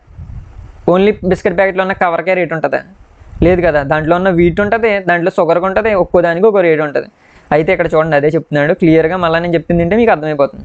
సో ఫార్మర్ ఏం చేశాడంటే, ఫార్మర్ ఒక 20 kgs ఫ్లోర్ మిల్కి ఇచ్చింది 20 kgs. అయితే అది ఏమైందంటే మిల్లు వాళ్ళు ఏం చేస్తారన్నమాట, ఇక్కడ ఫ్యాక్టరీలో దాన్ని గ్రైండ్ చేసి బిస్కెట్ కంపెనీకి 5 రూపాయలు లాభం వేసుకుని 25కి అమ్మారు. అయితే ఇప్పుడు మళ్ళీ అదంతా ఏమైంది, ఫ్యాక్టరీకి వెళ్ళింది, వాళ్ళు బిస్కెట్స్ తయారు చేస్తారు. మరి వాళ్ళే బిస్కెట్స్ తయారు చేస్తున్నారు కదా. మొత్తం ఏమో 80 రూపీస్ చూపించాడు బిస్కెట్ రేట్, కానీ దాంట్లో పిండి రేట్ ఎంత ఉంది, 20 ఉంది. ఆల్రెడీ పిండి రేటు పడిపోయింది కదా. మరి పిండిని మళ్ళీ రెండోసారి లెక్కెడతావా? జస్ట్ చిన్న ఆలోచన. బిస్కెట్ రేట్లో పిండి రేటు వీటి రేటు ఆల్రెడీ వచ్చేసింది కాబట్టి దాన్ని రెండోసారి లెక్కట్టం. ఇక్కడ ఏమీ లేదు, సెకండ్ టైం కాలిక్యులేట్ చేయం. ప్రికాషన్ ఏంటంటే 2 సార్లు ప్రతిదాన్ని కౌంట్ చేయం. Every good that is produced and sold needs to be counted. Okay. So next దగ్గరికి రండి. ఇంటర్మీడియట్ గూడ్స్, మధ్యలో వచ్చినవన్నీ కూడా ఇంక్లూడ్ అయినా ఉన్నాయి కదా అని చెప్తున్నాడు. ఇప్పుడు దాకా నేను చెప్పింది కూడా అదే. సో ఈ ఫ్లోర్ అనేది ఆల్రెడీ ఆ బిస్కెట్లో వచ్చేసింది కాబట్టి ఫైనల్ ప్రోడక్ట్ ఇక్కడ చూడండి. ఫైనల్గా ఏం ప్రొడ్యూస్ అయింది, బిస్కెట్ ప్యాకెట్ ప్రొడ్యూస్ అయిందా, ఏం ప్రొడ్యూస్ అయింది, అదే కౌంట్. మిగతాది కౌంట్లోకి రాదు. ఫర్ సపోజ్ మీరు ఒక టిఫిన్ సెంటర్కి వెళ్ళారు, ప్రొడ్యూస్ అయింది, ఏం ప్రొడ్యూస్ అయింది అక్కడ, మీకు చపాతీ ఏదైనా వేసారనుకోండి, ఆ చపాతీకి ఎంత రేటు పడింది అదే కౌంట్ చేస్తారు. అంతేగాని దాంట్లో మళ్ళీ అందులో ఉన్న పిండిని వేరేగా కౌంట్ చేయరు. ఇంకోటి మైండ్లో పెట్టుకోండి, ఇప్పుడు మీకు అర్థమవుతుంది. ఫర్ సపోజ్ మీరు ఇంట్లో ఏదో అవసరం ఉండి డైరెక్ట్గా ఒక వీట్ కొన్నారు, మీరు 1 kg కొన్నారు. సో డైరెక్ట్గా మీరు వీటే కొనేస్తారు కాబట్టి అది ఏదో కౌంట్ అవుతుంది. సో ఇక్కడ కన్ఫ్యూజ్ అవ్వడానికి పెద్ద పని లేదు. మీరు ఇక్కడ దాకా రిపీట్ అవ్వదు అనే ఒక మొక్క గుర్తుపెట్టుకోవటం, ఎంతవరకు అర్థమైందో అంతవరకు అర్థమవుతుంది. నెక్స్ట్ టాపిక్ వెళ్ళండి. ఆల్రెడీ మీరు ఇప్పటికే చాలా టాపిక్స్ దీంట్లో నేర్చుకున్నారు. 8 మార్క్స్ మీకు సఫిషియెంట్గా వచ్చింది. తర్వాత ఇక్కడ చెప్పాను ఆల్రెడీ జీడిపి, కానీ ఇప్పుడు మళ్ళీ వచ్చింది. చాలా జాగ్రత్తగా జీడిపి గురించి 8 మార్క్స్ అడిగితే మీరు జీడిపి అంటే ఏంటో రాయాలి, ఆ తర్వాత ఇక్కడ ఉన్నవన్నీ టచ్ చేయాలి. సో జాగ్రత్తగా గమనించండి. జీడిపి అంటే the total production of the sector for that year. ఒక సంవత్సరంలో ఒక సెక్టార్లో ఉండే టోటల్ ప్రొడక్షన్ మనం కౌంట్ చేస్తాం. The value of the final goods and services produced in each sector during the particular year. ఏదైనా సెక్టార్లో ఒక ఇయర్ మొత్తం వచ్చిన దాన్ని బట్టి మనం ఆ సెక్టార్లో ఎంత ప్రొడక్షన్ వచ్చిందని చూస్తాం. అయితే మరి ఇక్కడ జీడిపి అంటే ఏంటో చూద్దాం. జీడిపి అంటే గ్రాస్ డొమెస్టిక్ ప్రోడక్ట్, కాంపిటేటివ్ వాళ్ళకి ఖచ్చితంగా అడిగే బిట్స్ ఇవి. అయితే some of the production in 3 sectors, 3 సెక్టార్స్లో వచ్చే ప్రొడక్షన్. 3 సెక్టార్స్ అంటే బాగా గుర్తు చేసుకోండి. ఏమేమి సెక్టార్స్ ఉన్నాయి మన దగ్గర, ప్రైమరీ, సెకండరీ, టెర్షియరీ సెక్టార్. ఈ 3 సెక్టార్స్లో ఉన్న ప్రొడక్షన్ అన్నింటిని కలిపితే అప్పుడు ఏమవుతుంది, ఒక సంవత్సరంలో వచ్చేవి అదే జీడిపి అవుతుంది. మరి అలా ఎగ్జామ్లో ఎలా రాయాలి, value of all final goods, yellow కలర్లో హైలైట్ చేశాను, and services produced with in a country during a particular year is called GDP. So ఒక కంట్రీలో ఒక ఇయర్లో ప్రొడ్యూస్ అయిన గూడ్స్ అండ్ సర్వీసెస్ మొత్తాన్ని జీడిపి అంటారు, ఒక ఇయర్లో వచ్చిన వాటిని. అయితే జీడిపిని మెజర్ చేయడానికి ఏమున్నది, సెంట్రల్ గవర్నమెంట్ మినిస్ట్రీ ఉంది. ఆల్రెడీ దీని గురించి మనం లెసన్ స్టార్టింగ్లోనే చెప్పుకున్నాం టీచర్ ఇన్స్ట్రక్షన్స్లో. న్యూ మెథడ్స్ ఆఫ్ మ్యానుఫ్యాక్చరింగ్, ఇక్కడ చూడండి హిస్టారికల్ చేంజెస్ ఏమి వచ్చినాయని నీకు మైండ్ మ్యాప్లో ఇచ్చాను. ఇవి కూడా గుర్తుపెట్టుకోండి, ఒకవేళ దీన్నే మీకు క్వశ్చన్ కింద అడగచ్చు. Historical changes, what are the historical changes you observe in 3 sectors in India అని అడిగితే ఇదంతా రాయాలి మీరు. సో ఫస్ట్ ఏమొచ్చింది, history of many no developed countries. అంటే ఇప్పుడు ఈ మధ్యనే డెవలప్ అవుతున్న కంట్రీస్ కొన్ని ఉన్నాయి. అమెరికా లాంటివి ఆల్రెడీ డెవలప్ అయిపోయినాయి, కానీ బ్రిటిష్ వాళ్ళ చేత పరిపాలించబడిన ఇండియా లాంటి కంట్రీస్ ఇప్పుడిప్పుడే డెవలప్ అవుతున్నాయి. అయితే ఇనీషియల్ స్టేజ్ ఆఫ్ డెవలప్మెంట్లో primary sector most important. First of all మనందరం ఏం చేసేవాళ్ళం ఒకప్పుడు, ఎక్కువ వ్యవసాయం. ప్రైమరీ సెక్టర్ వ్యవసాయం అవ్వచ్చు, ఫిషరీస్ అవ్వచ్చు, లేదంటే తేనెటీగలు అవ్వచ్చు. ఈ స్టార్టింగ్లో మనం మనిషి అవే చేసేవాడు, నేచర్ నుంచి వచ్చిన వాటిని యూజ్ చేసుకునేవాడు. గనులు తవ్వడం అవ్వచ్చు, మైనింగ్ అవ్వచ్చు. అండ్ నెక్స్ట్ చూడండి, ద మెథడ్స్ ఆఫ్ ఫార్మింగ్ ఉండే కొద్దీ చేంజ్ అయింది. మనకి మెథడ్స్ ఆఫ్ ఫార్మింగ్ చేంజ్ అయిన తర్వాత ఏమైంది, వ్యవసాయం ఇంతకు ముందులా చేయట్లేదు కదా. ట్రాక్టర్స్ వచ్చినాయి, తర్వాత మనం వాడే విత్తనాల్లో మార్పులు వచ్చినాయి, సీడ్స్లో మార్పు వచ్చింది. ఇవన్నీ వల్ల ఏమవుతుందంటే ప్రొడక్షన్ పెరిగిపోయింది. Produce more food than before. So many people could now take other activities. So food ఎక్కువ లేనప్పుడు అందరూ ఫుడ్డే ప్రొడ్యూస్ చేసేవారు, కానీ కొంతమందే ఎక్కువ ప్రొడ్యూస్ చేసేస్తున్నారు, మనకి మిషన్స్ కూడా ఎక్కువ వచ్చినాయి. దీనివల్ల ఏమైందంటే ఎక్కువ మంది అవసరం లేదు, వేరే సెక్టార్ కూడా వెళ్ళొచ్చు. స్టార్టింగ్లో బాగా ఏ సెక్టార్ ఉండేది? Primary sector. బతకడానికి తినేవాళ్ళు, తినడానికి పంటలు పండించేవారు, అంతే వరకు ఉండేది. మిగతావి ఏమీ పెద్ద ఎక్కువ ఉండేవి కాదు. మరి ఎప్పుడైతే ఎక్కువ పంట దిగుబడి పెరిగిపోతుందో అందరూ పండించిన అవసరం లేదు, కొంతమంది పండించినా బోల్డ్ పంట. అప్పుడు ఏమవుతుంది? మిగతా వాళ్ళందరూ వేరే పని చూసుకుంటున్నారు. కింద చూడండి, ఇక్కడ ఇంపార్టెంట్ నేను హైలైట్ చేసింది, ఇప్పుడే మార్క్ అవుతుంది చూడండి. క్రాఫ్ట్ పర్సన్ తర్వాత ఎప్పుడైతే ఫుడ్ ఎక్కువ పండించారో చాలా బాగుంటుంది. ఎలా జరిగింది? మనుషులందరూ క్రాఫ్ట్స్, కళలు వచ్చినాయి. ఆర్ట్స్ క్రాఫ్ట్స్ చేస్తూ ఉంటారు కదా, వాళ్ళు వచ్చారు. వ్యాపారం చేసే వాళ్ళు వచ్చారు నెమ్మదిగా. అంటే వాళ్ళకి ఆ పని ఇంకా చేయనవసరం లేదు, వ్యవసాయం చేయనవసరం లేదు. తర్వాత buying and selling activities increased. కొనటం అమ్ముడుపోవడం కూడా పెరిగింది, కొనటం అమ్మడం పెరిగింది. తర్వాత మళ్ళీ ఇంకేం వచ్చినాయి అండి? దాంతోపాటు ట్రాన్స్పోర్టర్స్. మరి ఎప్పుడైతే ఎక్కువ పంట పండిందో ట్రాన్స్పోర్టర్స్, అడ్మినిస్ట్రేటర్స్, ఆర్మీ కూడా ఎప్పుడు వచ్చింది? సో పంట అది బాగా పండాక అప్పుడు ఆర్మీ జోలికి వెళ్ళారు, ఆర్మీ కూడా వచ్చింది అప్పుడు. So most of the goods produced, ఎక్కువ ప్రొడక్షన్ పెరిగింది. ప్రైమరీ సెక్టార్స్ నుంచి నెమ్మదిగా పీపుల్ కొంచెం కన్వర్ట్ అయ్యారు. సో స్టార్టింగ్లో ఎలా ఉండేది? ప్రైమరీ సెక్టర్, నెమ్మదిగా కొంచెం కన్వర్ట్ అయ్యారు. తర్వాత ఏం జరిగింది ఇంకా కొంచెం చూడండి. నెక్స్ట్ ఏమవుతుందంటే బాగా కొన్ని ఏళ్ళ తర్వాత especially new methods of farming, manufacturing. So తర్వాత మీకు అంతా బాగానే తెలిసింది, హిస్టరీ అది చదువుకున్నారు కదా. మనకు బ్రిటిషర్స్ వచ్చారు, వాళ్ళు ఎక్కువ స్టీమ్ ఇంజిన్ కనిపెట్టారు. తర్వాత ఫ్యాక్టరీస్ అవి వచ్చినాయి. ఫ్యాక్టరీస్ అవి వచ్చిన తర్వాత మనకు జరిగింది ఏంటంటే ఇక్కడ మ్యానుఫ్యాక్చరింగ్ పెరిగిపోయింది. మన ఒక కూర్చుని బట్టలు నేసేవాళ్ళు ఒక రోజులో చేసేవి వాళ్ళు ఒక నిమిషంలోని ఒక గంటలోని ప్రొడ్యూస్ చేయగలిగి ఉన్నారు. అంత టెక్నాలజీ వచ్చిన తర్వాత ఏమైందంటే ఇంకా వ్యవసాయం తగ్గిపోయింది. తర్వాత ఏంటంటే సెకండరీ సెక్టార్ పెరిగిపోతుంది. సెకండరీ సెక్టార్ పెరిగింది, ఫ్యాక్టరీస్ అవి పెరిగినాయి. ఇక్కడ చూడండి ఫ్యాక్టరీస్. సో తర్వాత people begin to work in factories. తర్వాత ఏంటంటే ఫ్యాక్టరీస్ ఎక్కువ ప్రొడ్యూస్ చేయడం వల్ల వస్తువులన్నీ చీప్ రేట్కి దొరికేసినాయి. తర్వాత ఏం జరిగిందో చూడండి. సో ఫస్ట్ ప్రైమరీ సెక్టార్, తర్వాత సెకండరీ సెక్టార్. తర్వాత చూడండి సెకండరీ సెక్టార్ నెమ్మదిగా ఏంటంటే ఇంపార్టెన్స్ పెరిగింది, దాంట్లో ఎంప్లాయీస్ అవి పెరిగినారు. దాని తర్వాత ఏం జరిగింది? పాస్ట్ 100 years అంటే రీసెంట్గా ఏం జరుగుతుందంటే సెకండరీ సెక్టార్ ఆల్రెడీ డెవలప్ అయిపోయింది. Secondary sector there has been further shift from secondary sector to tertiary sector. Secondary sector నుంచి ఏ సెక్టార్ వచ్చింది? టెర్షియరీ సెక్టార్ వచ్చింది. టెర్షియరీ సెక్టార్ అంటే సర్వీస్ సెక్టార్. ఈ సెక్టార్లో ఏం జరుగుతుందో చూడండి. So most of the people are also employed in service sector. So first of all వాళ్ళకి వ్యవసాయం చేయాల్సి వచ్చేది, వ్యవసాయంలో ఎక్కువ పంటలు పండేసినాయి. సో ఫస్ట్ కాబట్టి తక్కువ మంది ఎక్కువ పండిస్తున్నారు కాబట్టి మిగతా ఖాళీగా ఉన్న వాళ్ళందరూ సెకండరీ సెక్టార్లోకి వెళ్ళారు. అంటే ఆర్ట్స్లోకి కానీ లేదంటే క్రాఫ్ట్ చేయడం, దాని తర్వాత వీళ్ళు బిజినెస్ చేయడం, వీటన్నిటిలోకి వచ్చారు. ఆర్మీ అవటం కానీ. సో తర్వాత ఇది కూడా వచ్చేసింది, వీళ్ళు కూడా ఎక్కువ అయ్యారు. అప్పుడు ఏమైంది? ఫ్యాక్టరీస్ వచ్చి తక్కువ టైంలో ఎక్కువ ప్రొడక్షన్ చేయడం మొదలుపెట్టారు.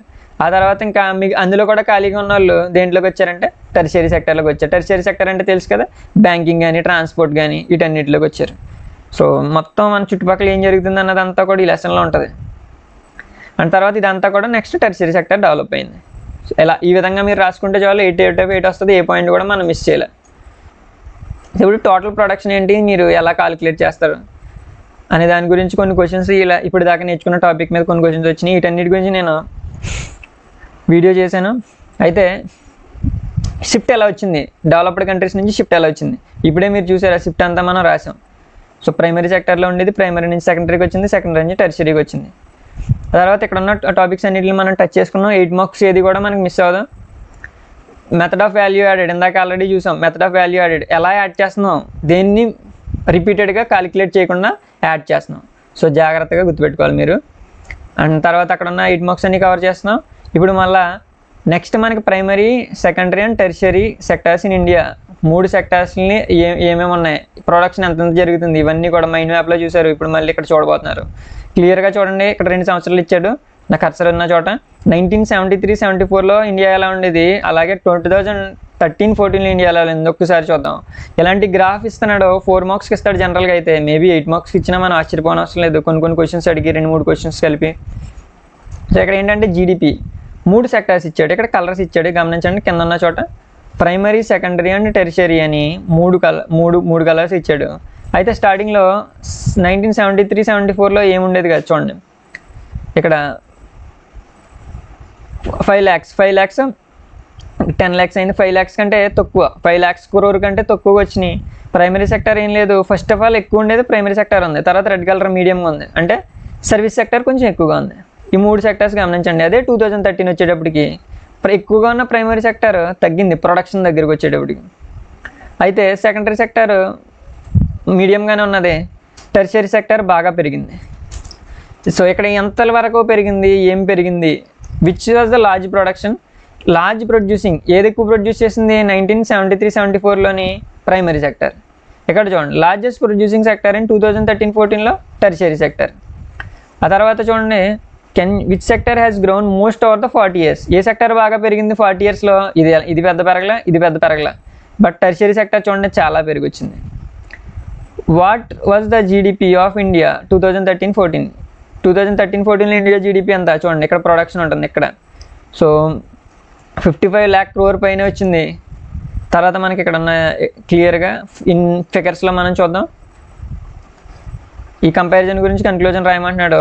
అయితే rising importance of tertiary sector in production 40 yearsలో మనకి 1973-74లో అండ్ 2013-14లో వచ్చిన చేంజెస్ ఏంటి, 3 సెక్టర్స్ కూడా ఇంక్రీజ్ అయినాయి, బట్ టెర్షియరీ సెక్టర్ బాగా ఇంక్రీజ్ అయింది. It is the most increased sector among all the other sectors.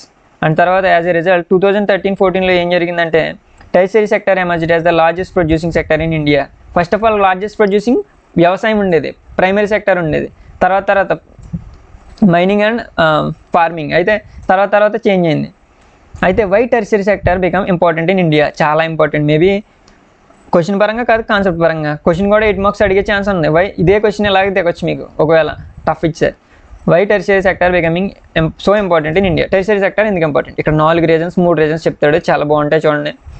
Tertiary sector అంటే సర్వీస్ ఎందుకు ఇంపార్టెంట్ అయిందో చూడండి. మన ఇండియా లాంటి కంట్రీలో మనకి కొన్ని సర్వీసెస్ చాలా నెసెసరీ, రిక్వైర్డ్. ఏంటో సర్వీసెస్ చూడండి, ఇది ఫస్ట్ పాయింట్ కింద రాసుకోండి ఇంపార్టెన్స్లో. సర్వీసెస్ ఆర్ నెసెసరీ అని పెట్టి సెకండ్ పాయింట్లో ఎగ్జాంపుల్స్ చేయండి. హాస్పిటల్స్ ఉండాలి, ఎడ్యుకేషన్ ఉండాలి. మీరందరూ ఎడ్యుకేటెడ్ అయితేనే కదా ఏదైనా ప్రొడ్యూస్ చేయడం కానీ, ఏదైనా ఫ్యాక్టరీలో వర్క్ చేయగలుగుతారు. ప్రైమరీ సెక్టర్లో కానీ సెకండరీ సెక్టర్లో కానీ ఎక్కడ వర్క్ చేయాలన్నా కానీ మీకు ఎడ్యుకేషన్ ఉండాలి. టెర్షియరీ సెక్టర్లో చేయాలన్నా పోలీస్ స్టేషన్స్ ఖచ్చితంగా ఉండాలి, మీకు దాని వాల్యూ తెలిసి వచ్చింది. అండ్ మనల్ని ప్రొటెక్ట్ చేయడానికి పోలీస్ అండ్ ఆర్మీ ఉండాలి కదా. విలేజ్ అడ్మినిస్ట్రేటివ్ ఆఫీసెస్, విఆర్ఓస్ వీళ్ళందరూ ఎలా హెల్ప్ చేస్తున్నారో చూసారు. And municipal corporations, defence, transport, banks, insurance companies ఇవన్నీ కూడా మనకి సర్వీస్ చేస్తున్నాయని మీ అందరికీ తెలుసు బాగా, ఎందుకంటే అంతకుముందు మనం నేర్చుకున్నాం. ఇక్కడ ఏది ప్రొడక్షన్ జరగదు, బట్ సర్వీస్ అనేది జరుగుతుంది. ఇవన్నీ కూడా మనకు అవసరం. హాస్పిటల్స్ లేకపోతే ఏమవుతుందో మీరు చూడండి, స్కూల్స్ లేకపోతే ఏమవుతుందో ఒకసారి ఇమాజిన్ చేసుకోండి. కాబట్టి ఇదంతా ఇంపార్టెంట్. అయితే ఏమైందంటే ఈ ఇంపార్టెంట్ కాబట్టి వీటికి ప్రాధాన్యత పెరిగింది. మరి సెకండ్ రీజన్ ఏంటో చూడండి. Development of agriculture and industries led to development of services. Agricultures industries పెరగడం వల్ల సర్వీస్ సెక్టర్ పెరిగింది అని చెప్తున్నాడు. నిజమే, అగ్రికల్చర్ ఇండస్ట్రీస్ పెరిగినాయి. ఆల్రెడీ మనం చూసాం ఇంతకుముందు హిస్టరీ చూసినప్పుడు అదే మనకి హిస్టరీ అదే చెప్పింది. హిస్టరీ టెల్స్ us అని చెప్తాడు కదా. హిస్టరీ ఏం చెప్పింది, అగ్రికల్చర్ పెరిగిన తర్వాత ఏమొచ్చినాయి, ఫ్యాక్టరీస్ వచ్చినాయి. ఫ్యాక్టరీస్ అది పెరిగిన తర్వాత సెకండరీ సెక్టర్ పెరిగిన తర్వాత టెర్షియరీ సెక్టర్ వచ్చింది. అదేవిధంగా తర్వాత ఏంటంటే సెకండరీ సెక్టర్ అంటే ట్రాన్స్పోర్ట్, ట్రేడ్, స్టోరేజ్ పెరుగుకుంటూ వచ్చినాయి. తర్వాత మళ్ళీ third reason income levels rise. Income పెరిగిందన్నమాట. మన దగ్గర డబ్బులు అసలు లేవనుకో, ఫస్ట్కి దేనికి మీదకి వచ్చి పెడతాం, మంచి బట్టలు వేసుకోవాలి, మంచి ఫోన్ కొనుక్కోవాలని అనుకుంటాం. చాలా తక్కువ డబ్బులు ఉన్నప్పుడు ముందు తినడానికి బ్రతకడానికి ఫుడ్ కోసం వచ్చి పెడతాం. ఇంకొంచెం ఎక్కువ డబ్బులు పెరిగినాయనుకో ఏం చేస్తాం, కొన్ని అవసరమైన ఫెసిలిటీస్ కొనుక్కుంటూ ఉంటాం. ఇంకా ఎక్కువ అయినాయి అనుకో సర్వీసెస్ జోలికి వెళ్తాం. సో చూడండి, దీనివల్ల ఏమైందంటే ఎక్కువ డబ్బులు జనంలోనికి మనీ పెరిగింది అనుకో, అప్పుడు ఏమవుతుంది, పర్ క్యాపిటల్ ఇన్కమ్ అంటారు, అది పెరిగితే ఈటింగ్ అవుట్, తినడానికి కానీ, టూరిజం, సరదాగా ఒక టూర్ వేద్దాం అనుకుంటాడు. బాగా ఉన్నవాడు ఏం చేస్తాడు, ఎంటర్టైన్మెంట్ కోరుకుంటాడు, సరదాగా ఒక టూర్కి వెళ్దాం, షాపింగ్ వెళ్దాం అనుకుంటాడు. ఏమీ లేని వాళ్ళకి తినడానికి పాపం ఇబ్బందులు పడుతూ ఉంటారు. తర్వాత ప్రైవేట్ హాస్పిటల్స్ దగ్గరికి వెళ్దాం అంటే ఏం లేని వాళ్ళు గవర్నమెంట్ హాస్పిటల్కి వెళ్తారు, బాగా ఉన్న వాళ్ళు ప్రైవేట్ హాస్పిటల్కి, ప్రైవేట్ స్కూల్స్కి వెళ్తూ ఉంటారు. ఈ మధ్యన గవర్నమెంట్ కూడా బాగుంటున్నాయి కాబట్టి దానికైనా వెళ్తారు. ప్రొఫెషనల్ ట్రైనింగ్ కూడా వెళ్తారు మనీ ఉంటే. సో ఇదంతా కూడా మనీ పెరగడం వల్ల సర్వీస్ సెక్టర్, ఇదంతా సర్వీసే కదా. హాస్పిటల్కి వెళ్ళాడు, షాపింగ్కి వెళ్ళాడు, టూరిజంకి వెళ్ళాడు, అంతా సర్వీసే. కాబట్టి సర్వీస్ సెక్టర్ వాడకం పెరుగుతుంది ఉండే కొద్దీ. అండ్ ఫోర్త్ది ఓవర్ ద పాస్ట్ డికేడ్, ఈ మధ్యకాలంలో ఏం జరిగింది అనేది ఫోర్త్ దాంట్లో చెప్తున్నాడు. పాస్ట్ డికేడ్లో ఏం జరిగింది, service such as based on information technology. మీకు బాగా తెలుసు, అందరూ సాఫ్ట్వేర్ అంటారంటే ఏంటి, ఇన్ఫర్మేషన్ టెక్నాలజీ. సో సాఫ్ట్వేర్ అంతా ఈ మధ్యన డెవలప్ అవుతుంది కదా. అయితే ఇదంతా ఎప్పుడు డెవలప్ అవుతుందంటే పైన ఉన్నవే ప్రైమరీ సెక్టర్ సెకండరీ సెక్టర్ బాగున్నప్పుడు ఈ సాఫ్ట్వేర్ అది డెవలప్ అయింది. సో అది రీజన్. ఈ రెండు సెక్టర్స్ పెరిగినప్పుడు సాఫ్ట్వేర్ పెరిగింది. ఒకసారి సాఫ్ట్వేర్ పడిపోయింది అంటారు. ఎందుకు పడిపోతుంది? ప్రైమరీ పడిపోతుంది అన్నమాట. ఫస్ట్ సెక్టర్, సెకండ్ సెక్టర్ ఫ్యాక్టరీస్లో ప్రొడక్షన్ తగ్గిన, వ్యవసాయ ఉత్పత్తులు తగ్గిపోయినా సాఫ్ట్వేర్ సర్వీస్ ఎవరికైనా కావాలా? ఎవరికి అవసరం లేదు. ఆ టైంకి ఏం కావాలి? క్రైసిస్ వచ్చినప్పుడు, కోవిడ్ టైం వచ్చింది చూడండి, అప్పుడు చాలామంది మినిమం నీడ్స్ కోసం జనం చూస్తూ ఉంటారు. సో ఇది బాగా అర్థం చేసుకోవాలి మీరు. తర్వాత చూడండి కన్క్లూజన్ ఇచ్చాడు. మొత్తం అన్ని సెక్టార్స్ కూడా పెరుగుతూ వస్తున్నాయి. అయితే ఇక్కడ ఏంటంటే many kinds of people at one and other limited number services that employees highly skilled and educated workers. కొంతమంది ఏమో ప్రైమరీ సెక్టార్లో చేస్తున్నాడు, కొంతమంది ఏమో సెకండరీ సెక్టార్స్లో చేస్తున్నారు. అయితే ఇక్కడ ఏంటంటే కొన్ని చోట్ల చూడండి స్మాల్ షాప్ కీపర్స్, సర్వీస్ సెక్టార్లోనే రెండు రకాలు ఉన్నాయి. ఇక్కడ కొంతమంది ఐటీలో వర్క్ చేస్తున్నారు, సాఫ్ట్వేర్ చేస్తున్నారు, లక్షల్లో జీతం పొందుతున్నారు. కానీ కొంతమంది వీళ్ళు కూడా చెప్పడానికి సర్వీస్ సెక్టరే, షాప్ కీపర్స్, చిన్న వ్యాపారులు వీళ్ళందరూ కూడా, షాప్ కీపర్స్ వీళ్ళందరూ కూడా ఏంటి ఐటీ సర్వీస్ సెక్టరే. కాకపోతే వాళ్ళకి చాలా తక్కువ జీతం వస్తుంది. ట్రాన్స్పోర్ట్ పర్సన్స్ అంటే డ్రైవర్స్కి పాపం తక్కువ జీతం వస్తుంది. రిపేర్ పర్సన్స్ చిన్న రిపేర్లు చేసే వాళ్ళకి ఎక్కువ డబ్బులు వస్తాయి, రావు. వీళ్ళు ఏదంటే బతకడానికి చేస్తున్నారు సర్వీస్ సెక్టర్. వీళ్ళు ఎక్కువ మనీ సంపాదిస్తున్నారు. స్కిల్ అండ్ ఎడ్యుకేషన్ ఉంటాం. సో కాబట్టి మీకు ఎడ్యుకేషన్ ఈజ్ ఇంపార్టెంట్. కాబట్టి మీరు ఇప్పుడు నేర్చుకుంటే ఎంత స్కిల్ ఉంటే అంత మనీ ఎర్న్ చేయొచ్చు, అంతమందికి మీరు హెల్ప్ చేయొచ్చు. సో మీ వల్ల కంట్రీ కూడా గ్రో అవుతుంది. జీడిపి పెరిగిందంటే కంట్రీ గ్రో అవుతుంది. ఎక్కువ సర్వీస్ సెక్టర్ మీద ఫోకస్ పెట్టగలుగుతారు. ఇదంతా మీరు అనలైజ్ చేయగలిగి ఉండాలి. సో అంటూ ఉంటారు నేటి బాలలేరు ఇప్పుడు పౌరులని. మీకు మంచి ఎడ్యుకేషన్ ఉంటే మీకు ఇవన్నీ అర్థమవుతూ ఉంటాయి. Where are most of the people employed. ఎక్కడ ఎంప్లాయ్ అయ్యారు ఎక్కువ మంది పీపుల్ అంటే మీరు చూడండి, చాలా బాగా అబ్జర్వ్ చేయాలి. ఇక్కడ గ్రాఫ్లు, రెండు గ్రాఫ్లు చూసారు కదా, సెకండ్ గ్రాఫ్ మాట ఇది. అయితే ఈ సెకండ్ గ్రాఫ్లో ఎంప్లాయ్మెంట్ దగ్గరికి వచ్చాం. 1977-78లో ఎలా ఉన్నది కదా. 1977-78లో 100లో 71 మంది వ్యవసాయం, ఫార్మింగ్ అవ్వచ్చు, ప్రైమరీ సెక్టర్ అవ్వచ్చు. అయితే ఆ తర్వాత చూడండి రెడ్ కలర్లో ఫ్యాక్టరీలకు అది వెళ్ళే వాళ్ళు తక్కువ మంది ఉండేవారు, కానీ వ్యాపారుల వాళ్ళు ఎక్కువ మంది ఉండేవారు. టెరిషరీ సెక్టర్ కొద్దిగా 100లో 18 మంది. అయితే ఇక్కడ 2017-18లో నెక్స్ట్ చూడండి 44 అంటే తగ్గారు. ఫార్మింగ్కి వెళ్ళే వాళ్ళు, ప్రైమరీ సెక్టర్ ఉన్న వాళ్ళు కొంచెం తగ్గారు. అయితే కొంచెం పెరిగింది ఏంటి? ఫ్యాక్టరీలో ఉన్న వాళ్ళు కొంచెం పెరిగారు. తర్వాత టెరిషరీ సెక్టార్లో ముందు మీద ఇంకొంచెం ఎక్కువ పెరిగారు. సో ఇక్కడ 3 సెక్టార్స్ చూసాం. అయితే ఇక్కడ జరిగింది ఏంటనేది కొంచెం జాగ్రత్తగా అబ్జర్వ్ చేయండి. 40 years, ఇక్కడ నుంచి ఇక్కడికి 40 yearsలో ఏం జరిగింది? అన్నిటిలోని సిమిలర్గా పెరుగుదల వచ్చిందా? రాలే. అన్నీ పెరిగినాయి కానీ సిమిలర్గా పెరుగుదల రాలా. ఈ పేజ్ గుర్తుపెట్టుకోండి. ఇప్పుడు ఇక్కడ ఉన్నది ఒకసారి గమనించండి. ఇక్కడ మనం గమనించాల్సింది ఏంటంటే ప్రైమరీ సెక్టర్ ఇప్పటికీ కూడా ఎక్కువ మంది ఎంప్లాయీస్, ఎక్కువ మంది ఏం చేసుకుంటున్నారు మన కంట్రీలో? వ్యవసాయమే చేసుకుంటున్నారు ప్రైమరీ సెక్టర్లో. కింద చూడండి ఇక్కడ 71 మెంబర్స్ ఉన్నారు, ఇక్కడ కూడా 41 ఉన్నారు. ఎక్కడైనా ఉన్నారా 41 దగ్గర? లేరు. అయితే next topic, where are most of the people employed. ఎక్కువ మంది పీపుల్ ఏ సెక్టార్లో ఎంప్లాయ్మెంట్ వచ్చింది ఇప్పుడు మనం ఆల్రెడీ చూసాం. దీని గురించి ఇప్పుడు డిస్కస్ చేద్దాం. సో గ్రాఫ్ 2లో చూస్తే ఇక్కడ ఇచ్చినట్టు changing the importance of the sectors over the 40 years. 40 yearsకి ఎంప్లాయ్మెంట్లో చేంజెస్ ఎలా వచ్చినాయి? స్టార్టింగ్లో ఏ సెక్టార్లో ఎక్కువ ఉన్నా, తర్వాత ఏ సెక్టార్లో చూసాం. కానీ షిఫ్ట్ అనేది వచ్చింది. ప్రతి దాంట్లోని పెరుగుదల గమనించారు మీరు ఎంప్లాయ్మెంట్లో. అయితే ఈ పెరుగుదల ప్రతి సెక్టార్లోని సేమ్గా లేవు.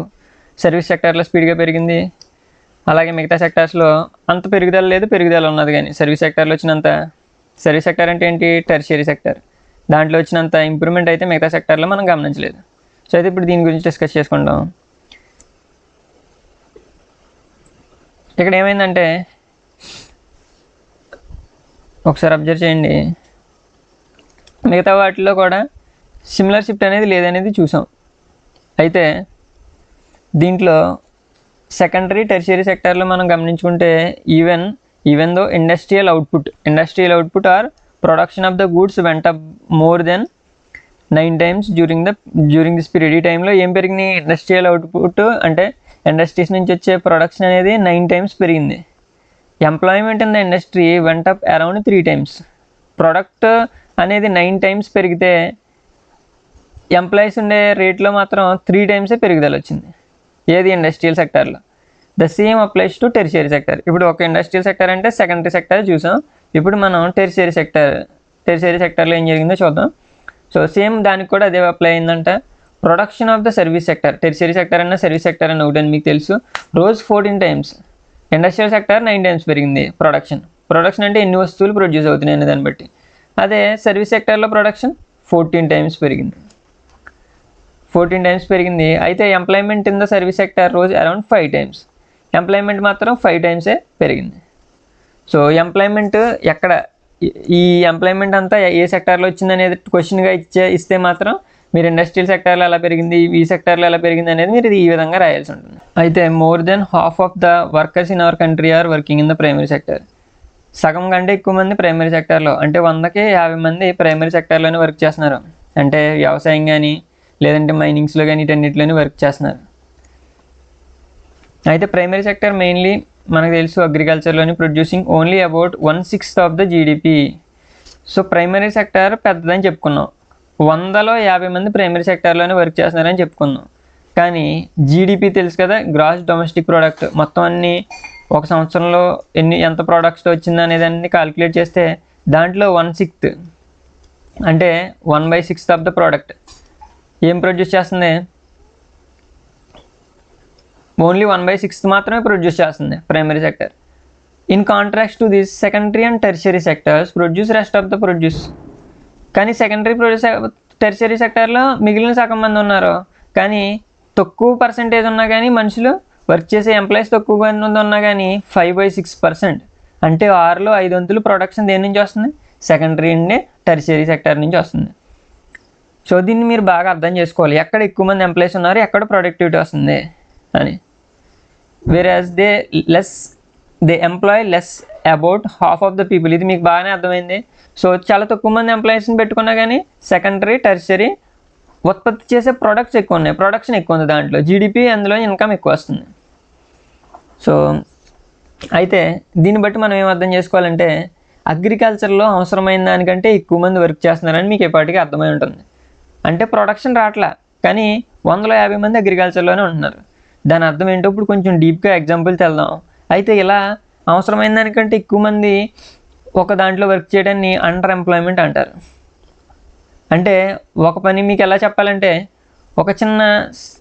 ఒక కట్టెని మోసుకెళ్ళాలంటే ఒక మనిషి సరిపోతాడు, లేదంటే 2 సరిపోతారు, కానీ దాన్నే 10 మంది మోసుకెళ్తే. సో ఇది మీకు అర్థం కాకపోతే, మీరు చిన్నప్పుడు లెసన్లోని ఒక సూదిని మోసుకెళ్ళడానికి పరమానంద శిష్యులు 10 మందో ఎంతకుమించి ఎక్కువ మందో ఒక దొంగగా సూదిని పెట్టి అందరం కలిపి మోసుకెళ్దారని మోసుకెళ్తారు. ఎగ్జాక్ట్గా అండర్ ఎంప్లాయ్మెంట్ అంటే అలానే ఉంటుంది. అవసరమైన దానికంటే ఎక్కువ మంది పని చేస్తారు, కానీ వాళ్ళ పనికి అవసరం లేదు, కానీ నేను పని చేస్తున్నానని చెప్పడానికి పని చేస్తారు. ఇప్పుడు అగ్రికల్చర్ పరిస్థితి అలాగ ఉన్నది, ఎక్కువ మంది ఉన్నారు పనిచేసే వాళ్ళు అగ్రికల్చర్లో. దానికి ఎగ్జాంపుల్ అలాంటి ఒక స్మాల్ ఫార్మర్ అంటే లక్ష్మి అని ఒక స్మాల్ ఫార్మర్ ఉంది. వాళ్ళు ఏం చేస్తున్నారంటే 2 ఎకరాల పొలం ఉంది, 2 hectares ఉంది, అన్ఇరిగేటెడ్ ల్యాండ్. అంటే దానికి వాటర్ సప్లై ఏమి వెళ్దో, వర్షం వస్తే పంట లేదంటే లేదు. అప్పుడు జోవర్ అర్హర్ ఈ పంటలు పండుతున్నాయి. అయితే 5 members ఉన్నారు ఫ్యామిలీలో. బాగా గుర్తుపెట్టుకోండి, ఎగ్జాంపుల్ జస్ట్ అండర్స్టాండ్ చేసుకున్నాం. లాస్ట్కి మన ప్రతి సినిమాకి కన్క్లూజన్ ఉంటుంది కదా, అప్పుడు మీకు చెప్పినప్పుడు అర్థమవుతుంది దీన్ని అంతటినే. వాళ్ళకి ఏం లేదు, ఇరిగేషన్ లేదు, అది గుర్తుపెట్టుకోండి, లాస్ట్లో మళ్ళీ చెప్తాను. అయితే వీళ్ళందరూ ఏంటంటే మొత్తం ఎంతమంది ఉన్నారు, 5 ఉన్నారు. 5 పని చేస్తున్నారు. అయితే ఏ ఒక్కరు ఫుల్గా పని చేయాల్సిన, ఏ ఒక్కరికి పూర్తి పని దొరకట్లే. మామూలుగా మనం రోజంతా కష్టపడి పని చేస్తే, అందరూ పని చేస్తే దొరికిందనుకో పూర్తి పని దొరికినట్టు. కానీ 5 చేస్తే గంటలోనో 2 గంటల్లోనో పని అయిపోతుంది. మరి మిగతా గంటలో ఖాళీ. అయితే ఫుల్ ఎంప్లాయ్మెంట్ దొరికింది వాళ్ళకి, దొరకలే. సంవత్సరం అంతా పని దొరుకుతుందా, సంవత్సరం అంతా కూడా దొరకదు. ఎందుకు దొరకదంటే వాళ్ళకి వర్షం పడితేనే పంట, మరి వర్షం లేనప్పుడు ఏం చేస్తారు, అప్పుడు పని దొరకదు. కాబట్టి ఇక్కడ ఒక మాట ఇచ్చాడు, ఇలాంటివన్నీ మీరు క్వశ్చన్స్ రాసేటప్పుడు బాగా గుర్తుపెట్టుకోవాలి. Work less than their potential అంటే ఏంటి, వాళ్ళ శక్తి కంటే తక్కువ పని చేస్తే అండర్ ఎంప్లాయ్మెంట్. ఇది గుర్తుపెట్టుకోండి. అండర్ ఎంప్లాయ్మెంట్ రాసేటప్పుడు అవసరమైన వాళ్ళకంటే ఎక్కువ ఉంటే అండర్ ఎంప్లాయ్మెంట్, అలాగే శక్తి కంటే తక్కువ పని చేస్తే అది కూడా అండర్ ఎంప్లాయ్మెంట్. ఇప్పుడు నెక్స్ట్కి వెళ్దాం, ఇంకా దీని గురించి నేర్చుకుందాం. సో అండర్ ఎంప్లాయ్మెంట్ గురించి, this underemployment is hidden in contrast to some who doesn't have job and is clearly visible under unemployment. So అన్ఎంప్లాయ్మెంట్కి అండర్ ఎంప్లాయ్మెంట్ ఏంటంటే, అండర్ ఎంప్లాయ్మెంట్లో జాబ్ ఉంటుంది, ఏదో పని చేస్తాడు, కానీ పూర్తి స్థాయిగా చేయడు, ఫుల్ పొటెన్షియల్ చేయలేడు, తక్కువ పని చేస్తాడు. ఇది అండర్ ఎంప్లాయ్మెంట్ ఇక్కడ. అయితే అన్ఎంప్లాయ్మెంట్ అంటే అసలు ఉద్యోగమే లేదు, కనిపిస్తూ ఉంటుంది. ఫర్ ఎగ్జాంపుల్ మన సీతంబాగట్లో సిరిమల్ల చెట్టులోని ఉద్యోగం కోసం, మీకు ఏదో సినిమా కాబట్టి చాలా సినిమాల్లో చూస్తూనే ఉంటారు. అయితే ఆ సినిమాల్లో పూర్తిగా ఉద్యోగం ఉండదు, ఇంట్లో ఖాళీగా ఉంటాడు రఘువరన్ బేటక్ అనుకోవచ్చు. అది క్లియర్గా కనిపిస్తుంది. అలా కాకుండా వ్యవసాయం పని ఉన్నదే కానీ అంతకంటే ఎక్కువ మంది ఉన్నారు. లక్ష్మీ ఫ్యామిలీలో చూశారు కదా ఎగ్జాంపుల్, అది అండర్ ఎంప్లాయ్మెంట్. అయితే in city is also called disguised employment. బాగా పెట్టుకోండి, డిస్గైజ్డ్ అన్ఎంప్లాయ్మెంట్. సో ఇలాంటి వాటి గురించి ఎక్కడి నుంచైనా క్వశ్చన్ అడగచ్చు కాబట్టి వాట్ ఈజ్ డిస్క్రైబ్డ్ అన్ఎంప్లాయ్మెంట్, దీని గురించి కొంచెం రాయమని అంటే ఇది ఈ టాపిక్ ఎగ్జాంపుల్స్ తోటి మీరు ముందుకెళ్ళాలి. ఓకే, దీన్ని ఏమంటారు? Disguised unemployment. కాంపిటేటివ్ వాళ్ళు గుర్తుపెట్టుకోండి. ఇప్పుడు ఒక చిన్న ఎగ్జాంపుల్ ఇచ్చాడు. ఇక్కడ సుకారాం అని ఒక అతను ఉన్నాడు. సో అతను ఏం చేశాడంటే, వీళ్ళ ఫ్యామిలీ ఉంది కదా లక్ష్మీ ఫ్యామిలీ, దాంట్లో ఇద్దరిని తన ల్యాండ్లో వర్క్ చేయడానికి రిక్రూట్ చేసుకున్నాడు. అయితే దానివల్ల వాళ్ళ ఫ్యామిలీకి, లక్ష్మీ ఫ్యామిలీకి ఏమవుతుందో గెస్ చేయండి. వాళ్ళకి కొంచెం ఎక్స్ట్రా ఇన్కమ్ వస్తుంది రిక్రూట్ చేసుకోవడం వల్ల. అయితే కాకపోతే మరి వాళ్ళిద్దరూ వెళ్ళిపోవడం వల్ల, వాళ్ళ ఫ్యామిలీలోంచి ఒక ఇద్దరు మనుషులు వెళ్ళిపోవడం వల్ల వాళ్ళకి ఏమైనా నష్టం జరుగుతుందా? ఒకసారి మీరు ఆలోచిస్తే లక్ష్మీ ఫ్యామిలీలో ఒక ఎంప్లాయ్మెంట్ ఉంది, దాన్ని ఏమంటారు? Under employment. అంటే అవసరమైన దానికంటే ఎక్కువ మంది వర్క్ చేసేస్తున్నారు. సో అందులోంచి ఒకరు వెళ్ళిపోయినా కానీ పెద్ద నష్టం ఏమి ఉండదు. సేమ్ అదే మిగతా వాళ్ళు కూడా అదే క్వాలిటీతో వాళ్ళు వర్క్ చేస్తారు.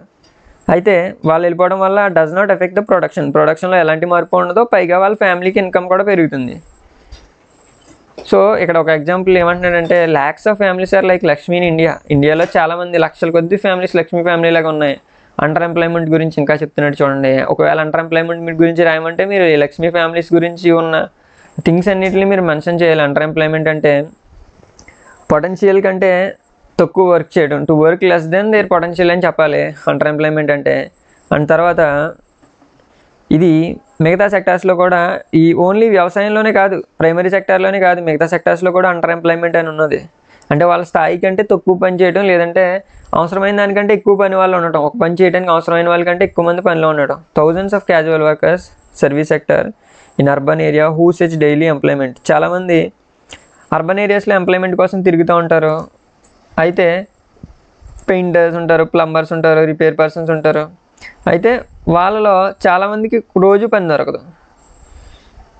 సో అదేవిధంగా కొన్నిసార్లు కొంతమంది ఉంటారు సర్వీస్ సెక్టార్లో మనకి కొంతమంది ఏంటంటే స్ట్రీట్ మీద, వీధుల్లోని బళ్ళు మీద అమ్మకాలు చేసేవాళ్ళు, వాళ్ళు రోజంతా కష్టపడతారు.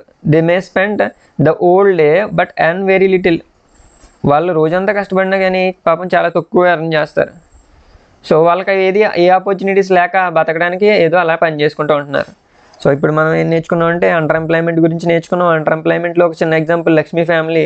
అయితే లక్ష్మీ ఫ్యామిలీలో చిన్న మార్పు, ఇద్దరు బయటికి వెళ్ళినా కానీ వాళ్ళకి ఏ చేంజ్ లేదు, ఇంకా వాళ్ళ ఫ్యామిలీ ఇన్కమ్ పెరిగింది.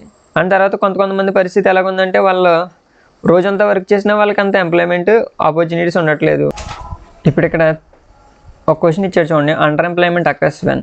సో అండర్ ఎంప్లాయ్మెంట్ అంటే మీకు చూడండి, first do not want to work పని చేయడానికి వర్క్ లేక కాదు, వాళ్ళు లేజీగా ఉండి కూడా కాదు. Are working less than what they are capable of. వాళ్ళ కెపాసిటీ కంటే తక్కువ వర్క్ చేసేది ఎంప్లాయ్మెంట్ అంటారనేసి ఆల్రెడీ చదువుకున్నారు. సో ఈ విధంగా ఏ క్వశ్చన్స్ వచ్చినా కానీ మీరు లెసన్ చదువుకుంటే ఈజీగా ఆన్సర్ చేయొచ్చు. అండ్ దాని తర్వాత how to create more employment అని ఉంది. సో దీన్నే 8 మార్క్స్ కింద కూడా అడగొచ్చు ఒకవేళ సిస్టమ్ మారిస్తే. మరి అప్పుడు చూడండి, so what are the ways అంటున్నాడు. లక్ష్మీ ఫ్యామిలీని ఎగ్జాంపుల్ కింద తీసుకుందాం. 2 hectares ల్యాండ్ ఉంది, దాని దగ్గర ఇరిగేషన్ లేదు. సో ఒకవేళ గవర్నమెంట్ కనుక హెల్ప్ చేసి, ఆల్రెడీ చెప్పుకున్నాం ప్రైమరీ సెక్టర్ వాళ్ళకి గవర్నమెంట్ హెల్ప్ అవసరమని. అయితే బ్యాంక్ కనుక లోన్ ఇచ్చిందంటే వాళ్ళు ఏం చేయొచ్చు, ఒక వెల్ పెట్టుకోవచ్చు. ఎప్పుడైతే వాళ్ళకి ఒక వెల్ ఉందో వాళ్ళు వాటర్ సప్లై ఇవ్వగలుగుతారు. ఆ పొలానికి వాటర్ సప్లై ఇవ్వగలిగితే ఒకసారి కాదు, పంటని సంవత్సరానికి ఒకసారి పండించి మిగతా కాలం అంతా ఖాళీగా కూర్చుంటున్నారు వాళ్ళు పాపం వర్క్ లేక. అయితే వాళ్ళకి అప్పుడు ఏమవుతుందంటే ఇరిగేట్ అంటే వాళ్ళ నీరు ఇవ్వచ్చు పంటకి. ఎప్పుడైతే పంటకి నీరు ఇచ్చారో సెకండ్ క్రాప్ కూడా నీరు అవైలబుల్గా ఉంటే రెండోసారి కూడా పంట పండించవచ్చు. అండ్ రబీ సీజన్లో వాళ్ళు వీట్ పండించవచ్చు. ఈ విధంగా వాళ్ళు అక్కడ ఖాళీగా ఉంటారు. సో తర్వాత వాళ్ళు అలాగా వీటి పెట్టడం వల్ల they can employ 2 people for 50 days. ఇంకో ఇద్దరికి వాళ్ళ వర్క్ కూడా ఇవ్వచ్చు, ఎందుకంటే వాటర్ సప్లై ఉంటే వాళ్ళకి మిగతా వాళ్ళకి కూడా పని ఇవ్వగలుగుతారు. సో దానివల్ల ఎంప్లాయ్మెంట్ పెరుగుతుంది కదా. సో ఎంప్లాయ్మెంట్ ఎలా పెంచాలన్న దానికి ఒక ఎగ్జాంపుల్ చూసాం.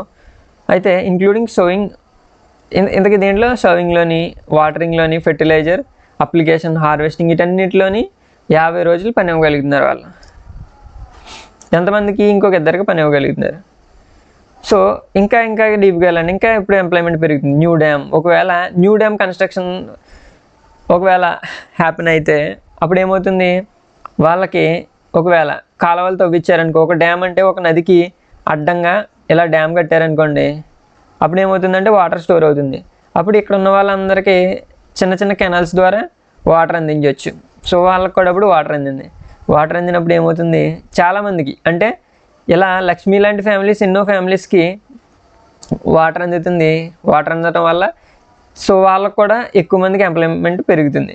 తర్వాత దాంతోపాటు ఇంకొక ఎగ్జాంపుల్ కూడా ఇచ్చాడు. ఒకవేళ వాళ్ళకి బాగా పంట పండింది, అప్పుడు వాళ్ళకి ఏం అవసరం అవుతుంది, ఒక ట్రాన్స్పోర్ట్ అవసరం అవుతుంది పంట బాగా పండితే. ఒకవేళ గవర్నమెంట్ కనుక ఇంకొంచెం ఇన్వెస్ట్మెంట్ పెట్టి ట్రాన్స్పోర్ట్ మీద, స్టోరేజ్ మీద కూడా హెల్ప్ చేసింది అనుకోండి, రోడ్స్ని డెవలప్ చేసింది అనుకోండి, ఎప్పుడైతే రోడ్స్ బాగుంటాయో అప్పుడు ట్రాన్స్పోర్ట్ బాగుంటుంది. ట్రాన్స్పోర్ట్ బాగుంటే ఏమవుతుంది, ఇక్కడ ప్రైమరీ సెక్టర్ వాళ్ళ అమ్మకాలు పెరిగితే ఈజీగా వాళ్ళ పంటను మార్కెట్కి చేర్చవచ్చు. దానివల్ల మనందరికీ హెల్ప్ అవుతుంది. సో ఈ విధంగా ఎంప్లాయ్మెంట్ అనేది పెరుగుతుంది. సో అలా వాళ్ళు ఎప్పుడైతే ఎక్కువ పంట పండించారో ట్రాన్స్పోర్ట్ అవసరం అవుతుంది. ఆ ట్రాన్స్పోర్ట్ ద్వారా చాలామంది ట్రక్ డ్రైవర్స్ కూడా పని దొరుకుతుంది. అండ్ ఆ తర్వాత ఇంకా ఏ విధంగా చేయొచ్చు, వాటర్ ద్వారానే కాకుండా ఇంకా చాలా చేయొచ్చు. వాళ్ళకి ఇంకేం అవసరం అవుతుంది, మంచిగా ఎక్కువ మందికి ఎంప్లాయ్మెంట్ రావాలంటే, ఎక్కువ పంట పండించాలంటే సీడ్స్, మంచి సీడ్స్ కానీ, ఫెర్టిలైజర్స్ కానీ, అగ్రికల్చర్ ఎక్విప్మెంట్ కానీ, పంప్ సెట్స్ కానీ ఇవన్నీ ఉంటే వాళ్ళు ఇంకా వాటర్ని తీసుకోవడానికి కానీ వాళ్ళకి ఇంకా ఎక్కువగా హెల్ప్ అవుతుంది. ఎక్కువ సపోర్ట్ దొరికినప్పుడు వాళ్ళు ఏం చేస్తారో వాళ్ళకి ఇంకా ఎక్కువ ఎంప్లాయ్మెంట్ అనేది, ఎక్కువ మందికి వాళ్ళు పని ఇవ్వచ్చు. అండ్ ఇంకేం చేయొచ్చు అంటే, ఒక్కోసారి చాలామంది రైతులు డబ్బులు లేక పంట పండించరు. ఒకవేళ వాళ్ళకి మనీ అనేది బారో దొరికింది అనుకోండి, ఎవరైనా బ్యాంక్ వాళ్ళు కానీ ఎవరైనా మనీ ఇచ్చారనుకోండి, లోకల్ బ్యాంక్స్ దగ్గర తక్కువ రేటుకి ఇచ్చారనుకోండి ఇంట్రెస్ట్కి, వాళ్ళు ఏం చేస్తారు, అప్పు తీసుకుని పంట పండిస్తారు. సో దానివల్ల కూడా పంట ఆగిపోకుండా పంట పండించడం వల్ల చాలామంది ఎంప్లాయ్మెంట్ పోగొట్టుకోకుండా ఉంటారు, దాని మీద ఆధారపడిన వాళ్ళు ఉంటారు. సో ఇదంతా మనం వ్యవసాయం దగ్గరికి వచ్చేటప్పుడు చూసాం. సో ఇక్కడ ఇంకోటి చూడండి, another way which we can tackle this problem. So ఇక్కడ ఉన్న ప్రాబ్లమ్స్ అన్నింటిని చూసాం, ఏ విధంగా ఫేస్ చేస్తున్నారో. ఫస్ట్ ప్రాబ్లం ఏంటమ్మా, వాటర్ కోసం ప్రాబ్లం ఫేస్ చేస్తున్నారు. తర్వాత ఇక్కడ మనకి సీడ్స్ కానీ, ఇక్కడ చూడండి సీడ్స్ కానీ, ఫెర్టిలైజర్స్ కానీ, అగ్రికల్చర్ ఎక్విప్మెంట్ కానీ ఇవన్నీ ఏం లేకపోయినా కానీ వాళ్ళు పంట పండించలేరు. పంట పండించలేనప్పుడు పంట మీద కూలీ పని చేసుకుని ఆధారపడే వాళ్ళకి అక్కడ ఉపాధి ఉండదు. సో నెక్స్ట్ ఇక్కడ ఏమన్నాడంటే, another way which we can tackle this problem, identify the problems, locate industries and services in semi rural areas. So ఒక వ్యవసాయంలోనే కాక మిగతా చోట్ల కూడా ప్రాబ్లమ్స్ వస్తాయని చెప్తున్నాడు. సో ఏంటా ప్రాబ్లమ్స్ అన్నీ చూద్దాం. ఇక్కడ ఎక్కువ మంది సెమీ రూరల్ ఏరియాస్లో ఎక్కువ మంది ఎంప్లాయ్మెంట్ దొరుకుతుంది. అయితే many farmers decided to grow arhar and chickpea setting up a dal mill. చాలామంది ఫార్మర్స్ అర్హార్ పంట పండిందాం అనుకున్నారు, లేదంటే పల్స్ క్రాప్స్ వేద్దాం అనుకున్నారు. అయితే వాళ్ళందరూ కలిపి ఒక మిల్ పెట్టుకున్నారు. సో అప్పుడు ఏమైందంటే, cells in a cities is one such example. Opening a cold storage could give opportunity to farmers to A store. ఇక్కడ చూడండి, ఇక్కడ చెప్పేది ఏంటంటే, వీళ్ళందరూ కలిపి రూరల్ ఏరియాస్లో, సెమీ రూరల్ ఏరియాస్లో ఒక ఇండస్ట్రీ అంటే సెకండరీ సెక్టర్ గురించి మాట్లాడుకుంటున్నారు. ఇక్కడ వీళ్ళందరూ కలిపి ఒక మిల్ పెట్టుకున్నారు. సో దానివల్ల ఎక్కువ మందికి ఎంప్లాయ్మెంట్ దొరుకుతుంది. తర్వాత మళ్ళీ ఏం చేశారు, కోల్డ్ స్టోరేజ్ అంటే వాళ్ళు పండించిన పంటను స్టోర్ చేసుకోవడానికి ఒక స్టోరేజ్ పెట్టుకున్నారు. సో అక్కడ స్టోరేజ్ చేసుకునేటప్పటికి బోల్ మంది ఎంప్లాయీస్కి అక్కడ ఛాన్స్ ఉంటుంది. సో దానివల్ల కూడా వాళ్ళకి హెల్ప్ అవుతుంది. తర్వాత వాళ్ళు ఏం చేయొచ్చు అంటే, అక్కడ వాళ్ళు పండించిన ఆ స్టోరేజ్ రూమ్స్లోని పొటాటోస్ని కానీ, ఆనియన్స్ని కానీ వీటన్నిటిని సెల్ చేసుకోవచ్చు. స్టోర్ చేసుకుని అవసరమైనప్పుడు అమ్ముకోవచ్చు. స్టోర్ చేసుకుని అమ్ముకోవడం ఏంటని మీకు ఒక డౌట్ వస్తుంది.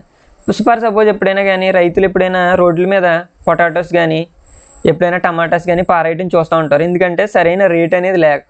రేట్ ఎప్పుడైతే తక్కువ ఉందో వాళ్ళకి అమ్మినా కానీ ఉపయోగం ఉండదు, చాలా తక్కువ, ట్రాన్స్పోర్ట్ ఛార్జెస్ కూడా రావు. మరి అప్పుడు అలా అమ్మడం వల్ల ఉపయోగం ఏముంటుంది? అలాంటప్పుడు పారేస్తారు. అదే ఒకవేళ వాళ్ళకి స్టోరేజ్ అనేది ఉందనుకోండి, మంచి స్టోరేజ్ ఉందనుకోండి, వాటిని అలా కోల్డ్ స్టోరేజెస్ అంటే ఫ్రిడ్జ్ లాగా వాళ్ళకి ఎప్పుడైతే చల్లదనం ఉందో అవి తొందరగా పాడైపోకుండా ఉన్నప్పుడు వాటిని స్టోర్ చేసుకుంటారు. ఎప్పుడైతే మళ్ళీ రేటు మళ్ళీ పెరిగిందో, రేటు పెరిగిన వెంటనే అప్పుడు అమ్ముకుంటారు, అప్పుడు లాభమే కదా. సో దానివల్ల వాళ్ళకు కూడా లాభం ఉంటుంది, ఎక్కువ మందికి ఎంప్లాయ్మెంట్ ఉంటుంది. సో ఈ విధంగా చేయటం వల్ల వాళ్ళందరికీ ఉపయోగం ఉంటుంది. So in villages near forest areas we can start honey collection centres. So విలేజెస్లో కూడా ఏం చేయొచ్చు, హనీ కలెక్షన్ సెంటర్స్ లాంటిది కానీ. Farmers can come to cell wild honey. It is also possible to set up industries that process vegetables, agriculture produces like potato etcetera.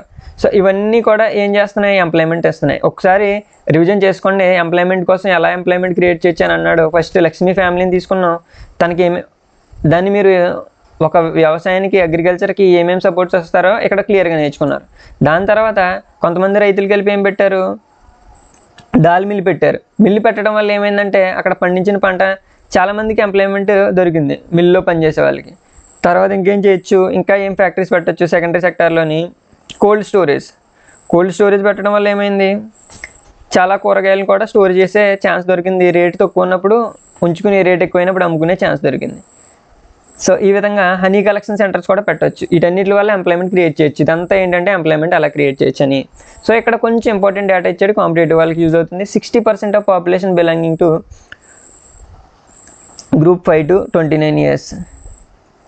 మన ఇండియాలో 60% population అంటే 100లో 60 మంది ఎంత ఏజ్ మధ్యలో ఉన్నారు, 5 to 29. ఇది ఒక రకంగా మంచి విషయం, యూత్ ఎక్కువ మంది ఉన్నారు. అయితే out of this only 51% are attending to educational institutions. So ఇక్కడ సాడ్ న్యూస్ ఏంటంటే 100లో 60 మంది ఏ ఏజ్ గ్రూప్ మంది ఉన్నారు, 5 నుంచి 29 మెంబర్స్. అయితే వీళ్ళలో ఈ 60%లో కేవలం 51% అంటే దగ్గరగా ఒక 30 మంది మాత్రమే స్కూల్స్కి వెళ్తున్నారు ఈ 60లో. మిగతా వాళ్ళు rest and particularly those aged less than 18 years maybe at home or maybe working as labourers. So వాళ్ళ కూలి పని అనేది చేసుకోవడం అనేది జరుగుతుంది. సో ఇది ఒక రకంగా సాడ్ న్యూస్. అందరూ ఒకవేళ బాగా చదువుకుంటే స్కిల్ పెరుగుతుంది, స్కిల్ పెరిగినప్పుడు మంచి ఎంప్లాయ్మెంట్ వస్తుంది, ఎక్కువ శాలరీస్ దొరుకుతూ ఉంటాయి, ఏదైనా చేయగలుగుతారు. అయితే ప్లానింగ్ కమిషన్ ఏం చెప్పిందంటే ఇక్కడ ఒక మంచి విషయం చెప్తుంది చూడండి. 20 lakh jobs can be created in the educational sector alone. Educational సెక్టార్లోనే 20 lakh jobs క్రియేట్ చేయొచ్చు అంటారు. ప్లానింగ్ కమిషన్ ఇప్పుడు ఏమంటున్నారు, నీతి ఆయోగ్ అంటున్నారు. Similarly if we are to improve the health situation we need many doctors, nurses, health workers. ఒకవేళ మనం health situation create చేయాలంటే మనం ఏం పెట్టచ్చు, డాక్టర్స్ని, నర్సెస్ని, హెల్త్ వర్కర్స్ని కూడా రిక్రూట్ చేసుకోవాలి. సో ఈ జాబ్స్ అన్నీ క్రియేట్ చేసినప్పుడు మనకి వాళ్ళ సర్వీస్ అందుకుని మనకి హెల్ప్ జరుగుతుంది. సో ఇక్కడ చెప్పింది ఏంటంటే నీతి ఆయోగ్ ఏం చెప్పింది, ఇక్కడ 29 ఇండియాలో 60% మంది 5 to 29 years మధ్యలో ఉన్నారు. దాంట్లో 51% మంది ఎడ్యుకేషన్ ఇన్స్టిట్యూట్లోకి సరిగ్గా వెళ్ళట్లేదు.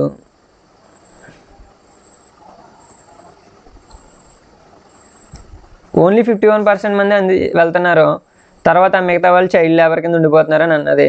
అంటే ఎడ్యుకేషనల్ సెక్టార్లోనే 20 lakhs జాబ్స్ అవ్వచ్చు, అంటే టీచర్స్ కానీ ఇంకెవరికైనా, దాంట్లో నాన్ టీచింగ్ స్టాఫ్ కానీ, వీటన్నిటికి ఎడ్యుకేషనల్ సెక్టార్లోనే ఇంతమంది జాబ్స్ వేకెన్సీ ఉంది. తర్వాత మనకి డాక్టర్స్ కానీ, నర్సెస్ కానీ, వీళ్ళకి కూడా చాలా వేకెన్సీస్ ఉండిపోతున్నాయి. అయితే ఇక్కడ చూడండి, every state or region has potential to increase income. ప్రతి స్టేట్ కానీ ప్రతి ఏరియాలో కానీ వాళ్ళ ఇన్కమ్ని పెంచుకునే అవకాశం ఉంటుంది. ఇక్కడ ఇందాక అన్నాను కదా, ఇప్పుడు ఆ పాయింట్ వచ్చింది చూడండి. So it could be tourism or regional craft industry or new service sector like IT. దేంట్లోనైనా కానీ మనం నెంబర్ ఆఫ్ ఆపర్చునిటీస్ క్రియేట్ చేయొచ్చు. కానీ దానికి ఉండాల్సింది ఏంటి, గవర్నమెంట్ నుంచి సపోర్ట్ ఉండాలి. ప్లానింగ్ కమిషన్ ఏం చేసిందంటే, planning commission says if tourism as a sector is improved every year we can give additional employment to more than 35 lakhs. Tourism ఒకవేళ ఇంప్రూవ్ చేసామంటే మోర్ దెన్ 35 lakhs, సంవత్సరానికి 35 లక్షల ఉద్యోగాలు ఇవ్వచ్చు. అది మాటలు కూడా కాదు. సో టూరిజం అంటే తెలుసు కదా. సో మనం రకరకాల ప్లేస్ని చూడటానికి వెళ్తూ ఉంటాం. కొంతమంది విజిటర్స్ వెళ్తూ ఉంటారు ప్రతి చోటగా, మన కొన్ని గుళ్ళకి కానీ లేదంటే కొన్ని పార్క్స్కి కానీ అలాంటి వాటికి వెళ్తూ ఉంటారు. సో ఇలా చూసేటప్పుడు చాలామంది డ్రైవర్స్ అవ్వచ్చు, లేదంటే అక్కడ ఫుడ్ అది అమ్ముకునే వాళ్ళు అవ్వచ్చు, చాలామందికి మనం ఎంప్లాయ్మెంట్ ఇవ్వచ్చు, గైడ్స్ ఉంటారు కదా. అయితే ఇక్కడ కొన్నిసార్లు ఇక్కడ గవర్నమెంట్ ఏం చెప్తుందో చూడండి, రైట్ టు వర్క్ అనేది ఒకటి ఉంది. ఇండియా ఏం చేసిందంటే, సెంట్రల్ గవర్నమెంట్ ఏం చేసిందంటే రైట్ టు వర్క్ అనే ఒక చట్టాన్ని తీసుకొచ్చింది. అంటే ప్రతి ఒక్కరికి పని చేసే హక్కు ఉందని, ప్రతి ఒక్కరికి పని పొందే హక్కు ఉందని. అయితే ఇది ఎన్ని చోట్ల ఇంప్లిమెంట్ చేసింది చాలా బాగా గుర్తుపెట్టుకోవాలి. 625 డిస్ట్రిక్ట్స్ స్టార్టింగ్లో. అయితే it is called Mahatma Gandhi. ఇది కూడా ఇంపార్టెంట్. ఇలాంటి పాయింట్స్ మీరు 8 మార్క్స్ క్వశ్చన్స్లో రాస్తే మంచి సబ్జెక్ట్ ఉందనుకుని 8 out of 8 వేస్తారు. Mahatma Gandhi national rural employment guarantee act 2005, MGNREGA. దీన్నే పనికాహార పథకం అని అంటారు. సో అదేంటంటే ఇదే 2005లో స్టార్ట్ చేశారు దీన్ని, Mahatma Gandhi national rural employment guarantee act. So ఇది దేనివల్ల వచ్చింది? రైట్ టు వర్క్ ఆర్టికల్స్లో మనకి రైట్ టు వర్క్ సంబంధించి దీన్ని ఇచ్చారు. అయితే 625 డిస్ట్రిక్ట్స్లో ఇంప్లిమెంట్ అయిందంట. అయితే దీంట్లో ఏంటంటే all those who are able to and are need of work in rural areas guaranteed. ఎవరికైతే పని చేయగలుగుతారో, వాళ్ళకి పని అవసరం ఉందో వాళ్ళకి సంవత్సరానికి 100 రోజులు పని ఇస్తున్నారు. ఏ పథకం ద్వారా? MGNREGA 2005. సో దీని ద్వారా ఒకవేళ గవర్నమెంట్ ఇవ్వలేకపోతే ఏమవుతుంది? It will give unemployment allowances. అంటే పని ఇవ్వలేనందుకు వాళ్ళకి అలవెన్స్ ఇస్తారన్నమాట. సో ఈ విధంగా రైట్ టు వర్క్ యాక్ట్ కింద ఈ పథకం పెట్టి అందరికీ వర్క్ ఇస్తున్నారు. ఇది మీ చుట్టుపక్కల చూస్తూ ఉంటారు, పనికాహార పథకం అని వర్క్ చేస్తూ ఉంటారు. ఇప్పుడు నెక్స్ట్ చూడండి, divisions of sectors as organised and unorganised. దీని మీద కూడా క్వశ్చన్ అడిగే ఛాన్స్ చాలా ఎక్కువ ఉంది 8 మార్క్స్కి వచ్చి. సో ఇక్కడ చూడండి, division of sectors organised and unorganised. Organised sector ఏంటి, అన్ఆర్గనైజ్డ్ సెక్టర్ ఏంటి, చాలా ఇంపార్టెంట్. ఫస్ట్ ఇక్కడ ఉన్న ఎగ్జాంపుల్స్ చూస్తే మీకు చాలా క్లియర్గా అర్థమవుతుంది. Classifying activities in economy. ఇంతకుముందు చూసాం 3 సెక్టర్స్. అదేంటో చెప్పండి. Primary sector, secondary sector, tertiary sector. Tertiary సెక్టర్ని సర్వీస్ సెక్టర్ అంటారు, సెకండరీ సెక్టర్ని ఏమో ఇండస్ట్రియల్ సెక్టర్ అంటారు. అయితే ఇప్పుడు కాంతా వచ్చారు. ఇంతకుముందు ఎవరున్నారు? లక్ష్మి ఉంది. ఇప్పుడు ఎవరు వచ్చారు? కాంతా వచ్చారు. సో కాంతా ఏం చేస్తున్నారు చూడండి, ఆఫీస్లో ఉన్నారు, పక్కన కూర్చున్నారు. అయితే ఆఫీస్ మాట ఎప్పుడు టైమింగ్స్ ఉన్నాయి. 9:30కి వెళ్తుంది పాపం కాంతా, ఆవిడ మళ్ళీ 5:30కి వచ్చేస్తుంది. శాలరీ రెగ్యులర్గా వస్తూ ఉంటుంది. నెల అయ్యేటప్పటికి శాలరీ వచ్చేస్తుంది హ్యాపీగా. శాలరీ తర్వాత శాలరీతో పాటు PF కూడా వస్తుంది. అయితే దీంతో పాటు మెడికల్ అండ్ అదర్ అలవెన్సెస్ కూడా ఉంటాయి శాంతాకి. అయితే సండేస్ కూడా సెలవు ఉంటుంది, సండే హాలిడే ఉంటుంది. అపాయింట్మెంట్ లెటర్, తన జాబ్ వచ్చిందని ఎవరు చెప్తారు? ఎంచక్క అపాయింట్మెంట్ లెటర్ వస్తుంది. అది చూసినట్టే నాకు జాబ్ వచ్చిందని హ్యాపీగా జాబ్లో జాయిన్ అవుతారు. ఇదంతా ఎవరు చూస్తే? శాంత. మరి పక్కన కమల్ అనేది ఉన్నాడు. కమల్ని కూడా చూడండి పాపం. ఈ పక్కన కమల్ గారు ఉన్నారు. అతను ఏం చేస్తున్నాడు? Daily wage labourer. Daily wage అంటే రోజు, ఏ రోజు పనికి ఆ రోజు, చేసిన రోజుగా ఆ రోజు కూలేస్తారు. అయితే గ్రాసరీ షాప్లో ఉన్నారు. పక్కన ఈ షాప్ చూడండి, ఇక్కడ ఈయన ఓనర్. అయితే ఇక్కడ మన కమల్ గారు ఏం చేస్తున్నారు చూడండి. అయితే షాప్కి 7:30కి వెళ్తాడు. మార్నింగ్ 7:30కి వెళ్తే నైట్ 8 దాకా చేస్తున్నాడు. మరి మన ఈవిడి కాంత 9:30కి వెళ్ళాడు, 5:30కి వచ్చేస్తుంది ఆవిడ. ఈయన మాత్రం 7:30కి వెళ్ళి 8 దాకా. ఇతనికి PF ఏమైనా ఉంటుందా?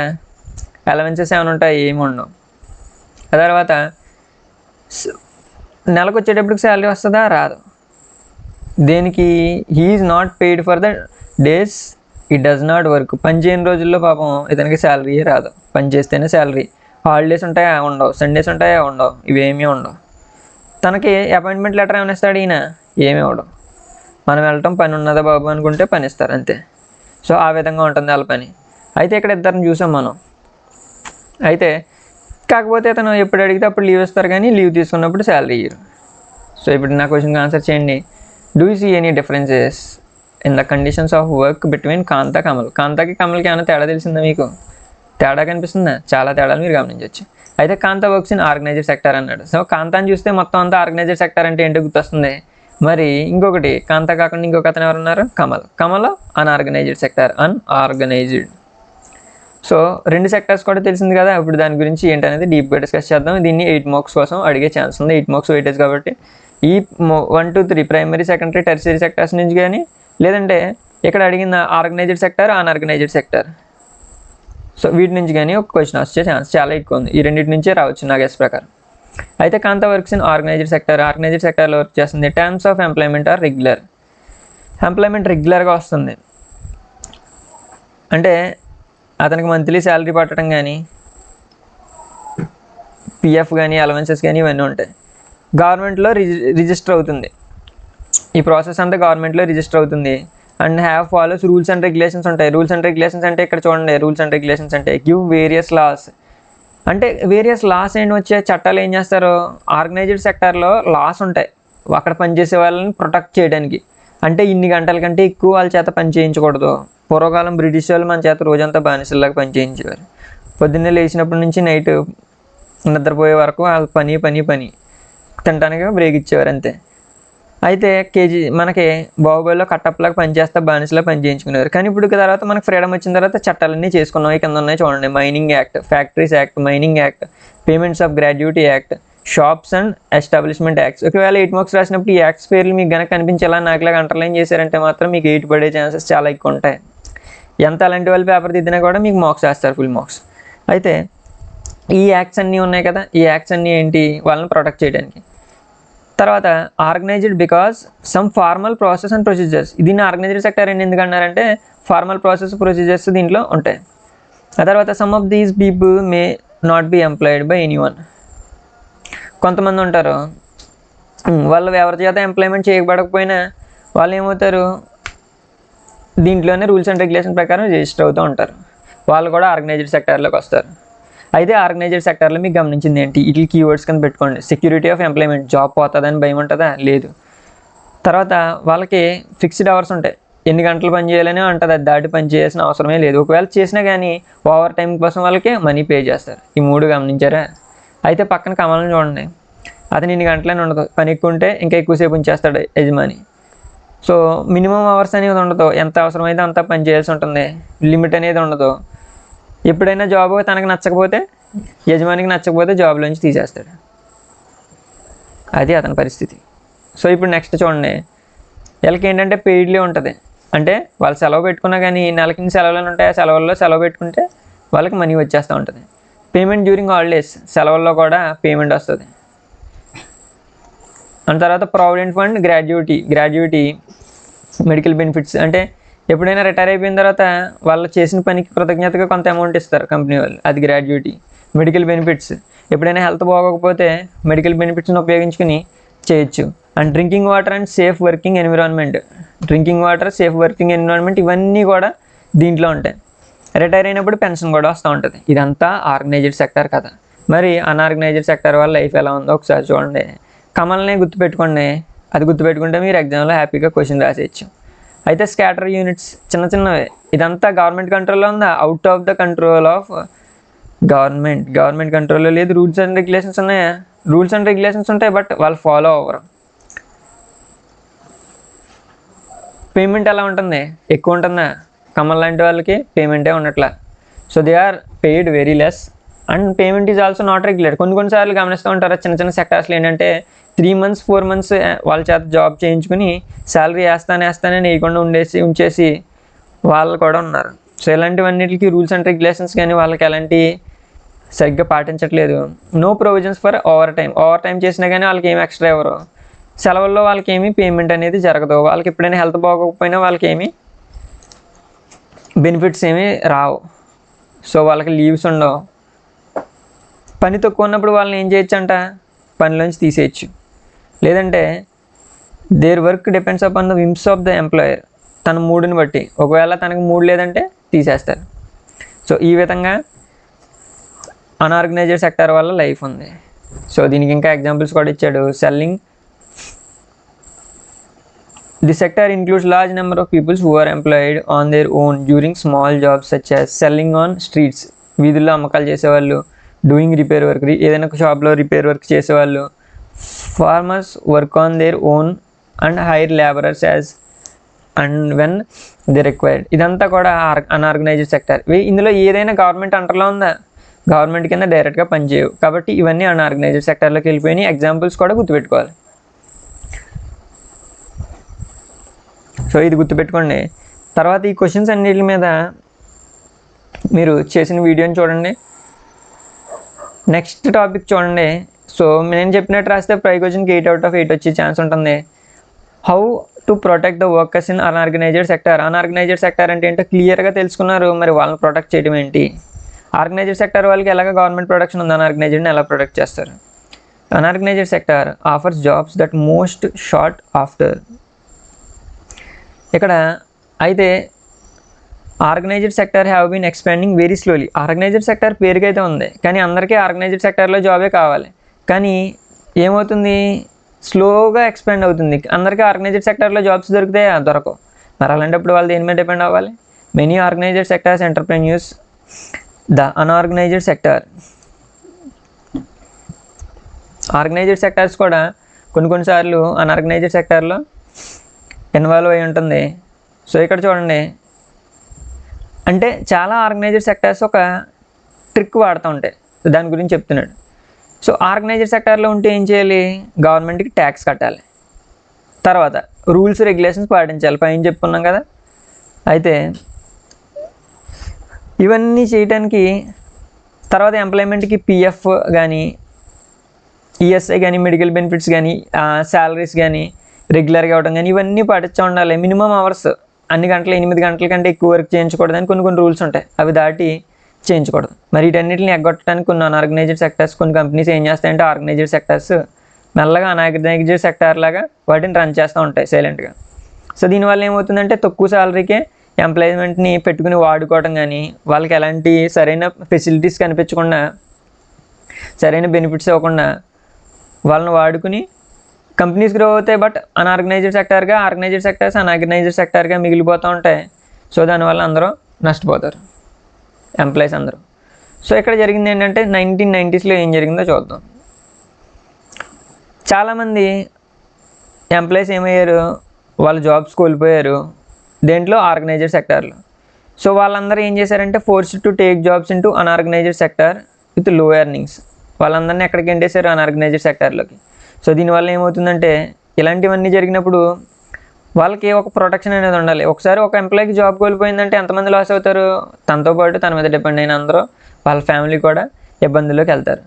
సో వీళ్ళందరికీ గవర్నమెంట్ ప్రొటెక్షన్ చేయాలి. సో అన్ఆర్గనైజ్డ్ సెక్టర్ని కాపాడాలి. ఇప్పటిదాకా ఏం నేర్చుకున్నాం? అన్ఆర్గనైజ్డ్ సెక్టర్కి వస్తున్న ప్రాబ్లమ్స్ ఏంటి? చాలామంది ట్రిక్స్ వాడుతున్నారు. చాలా కంపెనీస్ ఆర్గనైజ్డ్ సెక్టర్లో ఉన్నా కానీ అన్ఆర్గనైజ్డ్ సెక్టర్లో గెంటేసి ఎంప్లాయీస్ని తక్కువ శాలరీస్కి పెట్టుకుంటున్నారు. అండ్ దాంతోపాటు వాళ్ళని ఎలాంటి అలవెన్సెస్, బెనిఫిట్స్ కల్పించకుండా వాళ్ళని వాడుకుంటున్నారు. 1990s ఏమైందంటే చాలామందిని అన్ఆర్గనైజ్డ్ సెక్టర్ వాళ్ళని అన్ఆర్గనైజ్డ్ సెక్టర్లోకి పంపేయడం జరిగింది. సో ఇప్పుడు దాకా ఇది నేర్చుకున్నాం. అయితే మనకు అసలు థీమ్ ఏంటంటే ఇందులో ఈ క్వశ్చన్లో మనం రాయాల్సింది ఏంటంటే ఆర్గనైజ్డ్ సెక్టర్లో అన్ఆర్గనైజ్డ్ సెక్టర్ అని ఎలా ప్రొడక్ట్ చేయాలి, అది ఇప్పుడు వస్తుంది చూడండి. Rural unorganised sectors are mostly, చాలా వరకు ఏంటి రూరల్ ఏరియాలో అన్ఆర్గనైజ్డ్ సెక్టర్స్ అంటే మనకి అగ్రికల్చర్, వ్యవసాయం చేసుకునే వాళ్ళే. అంటే వాళ్ళకి మీరు చూస్తే labourers, small and marginal farmers, వీళ్ళందరూ కూడా చిన్న చిన్న రైతులు, లేదంటే ఆర్టిసన్స్ కానీ వీళ్ళందరూ కూడా, అంటే ఫర్ ఎగ్జాంపుల్ వేవర్స్ కానీ, ఆర్టిసన్స్ అంటే వేవర్స్ కానీ, నూలది నేస్తారు కదా, బట్టలు అది నేసేవాళ్ళు, బ్లాక్ స్మిత్స్, కార్పెంటర్లు కానీ, గోల్డ్ స్మిత్స్ కానీ. సో వీళ్ళందరూ కూడా నియర్లీ ఎక్కడ రూరల్ ఏరియాలో ఎంత పర్సెంట్ ఉన్నారు? 80% ఉన్నారు. ఎంత పర్సెంట్ ఉన్నారు? 80% రూరల్ హౌస్ హోల్డ్స్. సో దీనివల్ల ఏమవుతుందంటే మెయిన్ విలేజెస్లో ఎంతమంది ఉన్నారు? Majority unorganised sector. సో దీనివల్ల ఏమవుతుంది? These farmers need to be supported. వీళ్ళందరికీ ఏం కావాలి? సపోర్ట్ కావాలి. కాబట్టి ఏం చేయాలి? వీళ్ళందరికీ delivery of seeds, agriculture inputs, సీడ్స్ని ఇవ్వాలి. వీళ్ళందరూ ఫార్మర్స్ కదా, ఫార్మర్స్ ఏం కోరుకుంటారు? సీడ్స్, అగ్రికల్చర్ ఇన్పుట్స్, అంటే వాళ్ళకి కావాల్సిన ఏదైతే పంప్ సెట్ కానీ, ఇరిగేషన్ ఫెసిలిటీస్ కానీ, క్రెడిట్ అంటే వాళ్ళకి అవసరమైన లోన్లు ఇవ్వడం కానీ, స్టోరేజ్, ఆల్రెడీ ఇంతకుముందు కోల్డ్ స్టోరేజ్ నేర్చుకున్నాం. దానివల్ల ఏమవుతుందంటే పంటను స్టోర్ చేసుకుని అవసరమైనప్పుడు రేటు తగ్గినప్పుడు స్టోర్ చేసుకుని రేటు పెరిగాక అమ్ముకోవచ్చు. Facilities and marketing outlets. So ఇవన్నీ సపోర్ట్ చేసినప్పుడు అన్ఆర్గనైజ్డ్ సెక్టర్ని ఆదుకున్న వాళ్ళు అవుతారు. ఆర్గనైజ్డ్ సెక్టర్ వాళ్ళ లైఫ్ చాలా బాగుంది, అన్ఆర్గనైజ్డ్ సెక్టర్ వాళ్ళ లైఫ్ కూడా బాగుండాలంటే ఈ ఫెసిలిటీస్ని కల్పించాలి. సో అర్బన్ ఏరియాస్లో అన్ఆర్గనైజ్డ్ సెక్టర్ ఎలా ఉందో ఒకసారి చూద్దాం. అర్బన్ ఏరియాస్లో స్మాల్ స్కేల్ ఇండస్ట్రీస్, పెద్ద పెద్ద ఇండస్ట్రీస్ ఎలాగో ఆర్గనైజ్డ్ అయినాయి, కానీ స్మాల్ ఇండస్ట్రీస్ ఉంటాయి కదా, అవి అన్ఆర్గనైజ్డ్గా ఉన్నాయి. అయితే వాటికి ఎగ్జాంపుల్ ఏంటంటే స్ట్రీట్ వెండర్స్. అర్బన్ ఏరియాలో ఎక్కువ అంటే సిటీస్లో వీధుల్లో అమ్ముకునే వాళ్ళు కనిపిస్తూ ఉంటారు. తర్వాత హెడ్ లోడ్ వర్కర్స్, బరువులు అవి మోసేవాళ్ళు, గార్మెంట్ మేకర్స్ కానీ ర్యాగ్ పిక్కర్స్, వీళ్ళందరూ కూడా సిటీస్లో ఉంటారు. సిటీస్లో అన్ఆర్గనైజ్డ్ సెక్టర్లో ఉన్నారు. Small scale industries also need government supports. మరి స్మాల్ స్కేల్ ఇండస్ట్రీస్ వాళ్ళకి ఇన్కమ్ అది తక్కువగా వస్తూ ఉంటుంది, వాళ్ళ గవర్నమెంట్ అనేది సపోర్ట్ చేయాలి. ఎలా సపోర్ట్ చేయాలి అనేది ఒకసారి చూడండి. వాళ్ళ రా మెటీరియల్లో కానీ మేకింగ్ మార్కెటింగ్ అవుట్పుట్లో కానీ the casual workers in both rurals and urbans areas are need to be protected. So casual workers అంటే అన్ఆర్గనైజ్డ్ సెక్టర్లో ఉన్న వాళ్ళందరినీ ప్రొటెక్ట్ చేసిన రెస్పాన్సిబిలిటీ ఎవరి మీద ఉంది? గవర్నమెంట్ మీద ఉంది. తర్వాత ఇక్కడ ఇంకొకటి ఇచ్చాడు, క్యాస్ట్ బట్టి ఇచ్చాడు. సో అన్ఆర్గనైజ్డ్ సెక్టర్లో ఉన్న క్యాస్ట్లు ఏంటి మెజారిటీగా అంటే మనకిచ్చింది tribes, backward communities, schedule castes, వీళ్ళందరూ ఎక్కువగా అన్ఆర్గనైజ్డ్ సెక్టర్లో ఉన్నారు. కాబట్టి వీళ్ళని కూడా ప్రొటెక్ట్ చేసిన రెస్పాన్సిబిలిటీ గవర్నమెంట్కి ఉంది.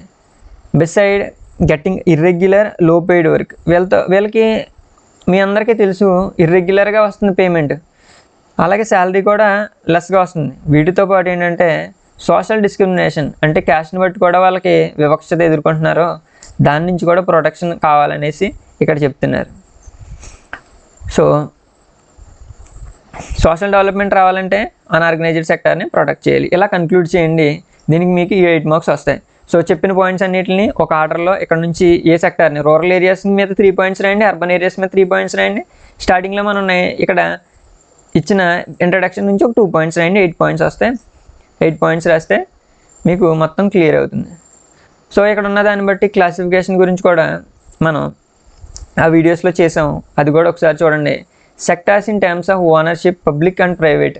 సో మేబీ ఒకవేళ అనుకున్నవి రాకపోతే ఆ 2, 3 ఇప్పటిదాకా చెప్పుకున్నాం, ఒక 5 టాపిక్స్ మైండ్ మ్యాప్ చెప్పుకున్నాం, 5 నుంచి ఒక 8 రావచ్చు. మెయిన్లీ నేను 2 చెప్పాను, అయితే అది కూడా రాకపోతే ఇందులోంచి రావచ్చు. Public and private sectors, public sector, private sector గురించి ఇక్కడ 3rd డివిజన్ అన్నమాట. ఓనర్షిప్ మొత్తం 3 టైప్స్లో డివైడ్ చేశారు.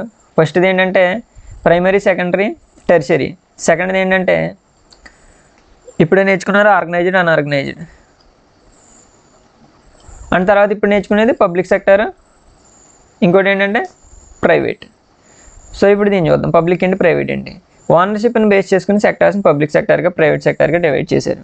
సో పబ్లిక్ సెక్టర్ అంటే ఎవరి కంట్రోల్లో ఉంటుంది? గవర్నమెంట్ కంట్రోల్లో ఉంటుంది. Government owns most of the assets. చాలా వరకు అసెట్స్ అండ్ సర్వీసెస్ అన్నీ ఎవరి చేతిలో ఉంటాయి? గవర్నమెంట్ చేతిలో ఉంటాయి పబ్లిక్ సెక్టర్లోని. అయితే ప్రైవేట్ సెక్టర్లో ఏమవుతుందంటే ఓనర్షిప్ ఎవరి చేతిలో ఉంటుంది? ప్రైవేట్ వాళ్ళ హ్యాండ్స్లో ఉంటుంది, ప్రైవేట్ వాళ్ళ చేతిలో ఉంటుంది. సో దీనికి ఇలా స్టార్ట్ చేయండి క్వశ్చన్. సో ఓనర్షిప్ ఎవరి చేతిలో ఉంటుంది అనేది స్టార్ట్ చేస్తారు.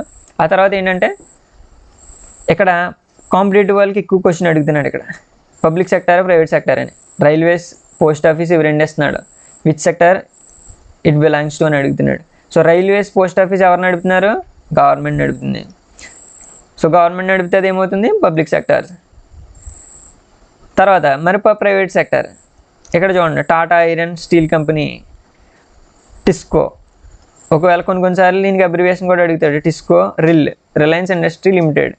మరి రిలయన్స్ కానీ టాటా కానీ పబ్లిక్ గవర్నమెంటా? కాదు. టాటా రతన్ టాటా, రిలయన్స్ అంబానీ చేతిలో ఉంది. సో ఇలా ప్రైవేట్ వ్యక్తులు, కాబట్టి ఇది ప్రైవేట్ సెక్టార్స్లోకి వస్తూ ఉంటుంది. కాబట్టి ఈ విధంగా ఎగ్జాంపుల్స్ ఇవ్వండి. స్టార్టింగ్లో అది ఎవరి ఓనర్షిప్లో ఉందనేది రాయండి. ఇక్కడికి మీకు 4 పాయింట్స్ అయినాయి. ఆ తర్వాత నేను చెప్పే దాంట్లో ఎనీ 4 రాస్తే సరిపోతుంది. మీరు ఒక 15 పాయింట్స్ నేర్చుకుంటే ఈజీగా ఎగ్జామ్ టైంలో 4 గుర్తొస్తాయి. అయితే next activities in the private sector are. Private సెక్టర్లో మెయిన్ ఏం చేస్తారు? ప్రైవేట్ సెక్టర్లో వ్యక్తులు, ఒక రతన్ టాటా లాంటి కొంతమంది వ్యక్తులు తప్ప చాలామంది ప్రాఫిట్స్ కోసమే పనిచేస్తారు. ఎక్కువ ప్రాఫిట్స్ ఎర్న్ చేయాలి. సో దానివల్ల ఏమవుతుంది? ఎక్కువ పే చేయాల్సి ఉంటుంది దానికి. We have to pay more money. So purpose of the public sector. Public sector ఎందుకు ఉండాలి?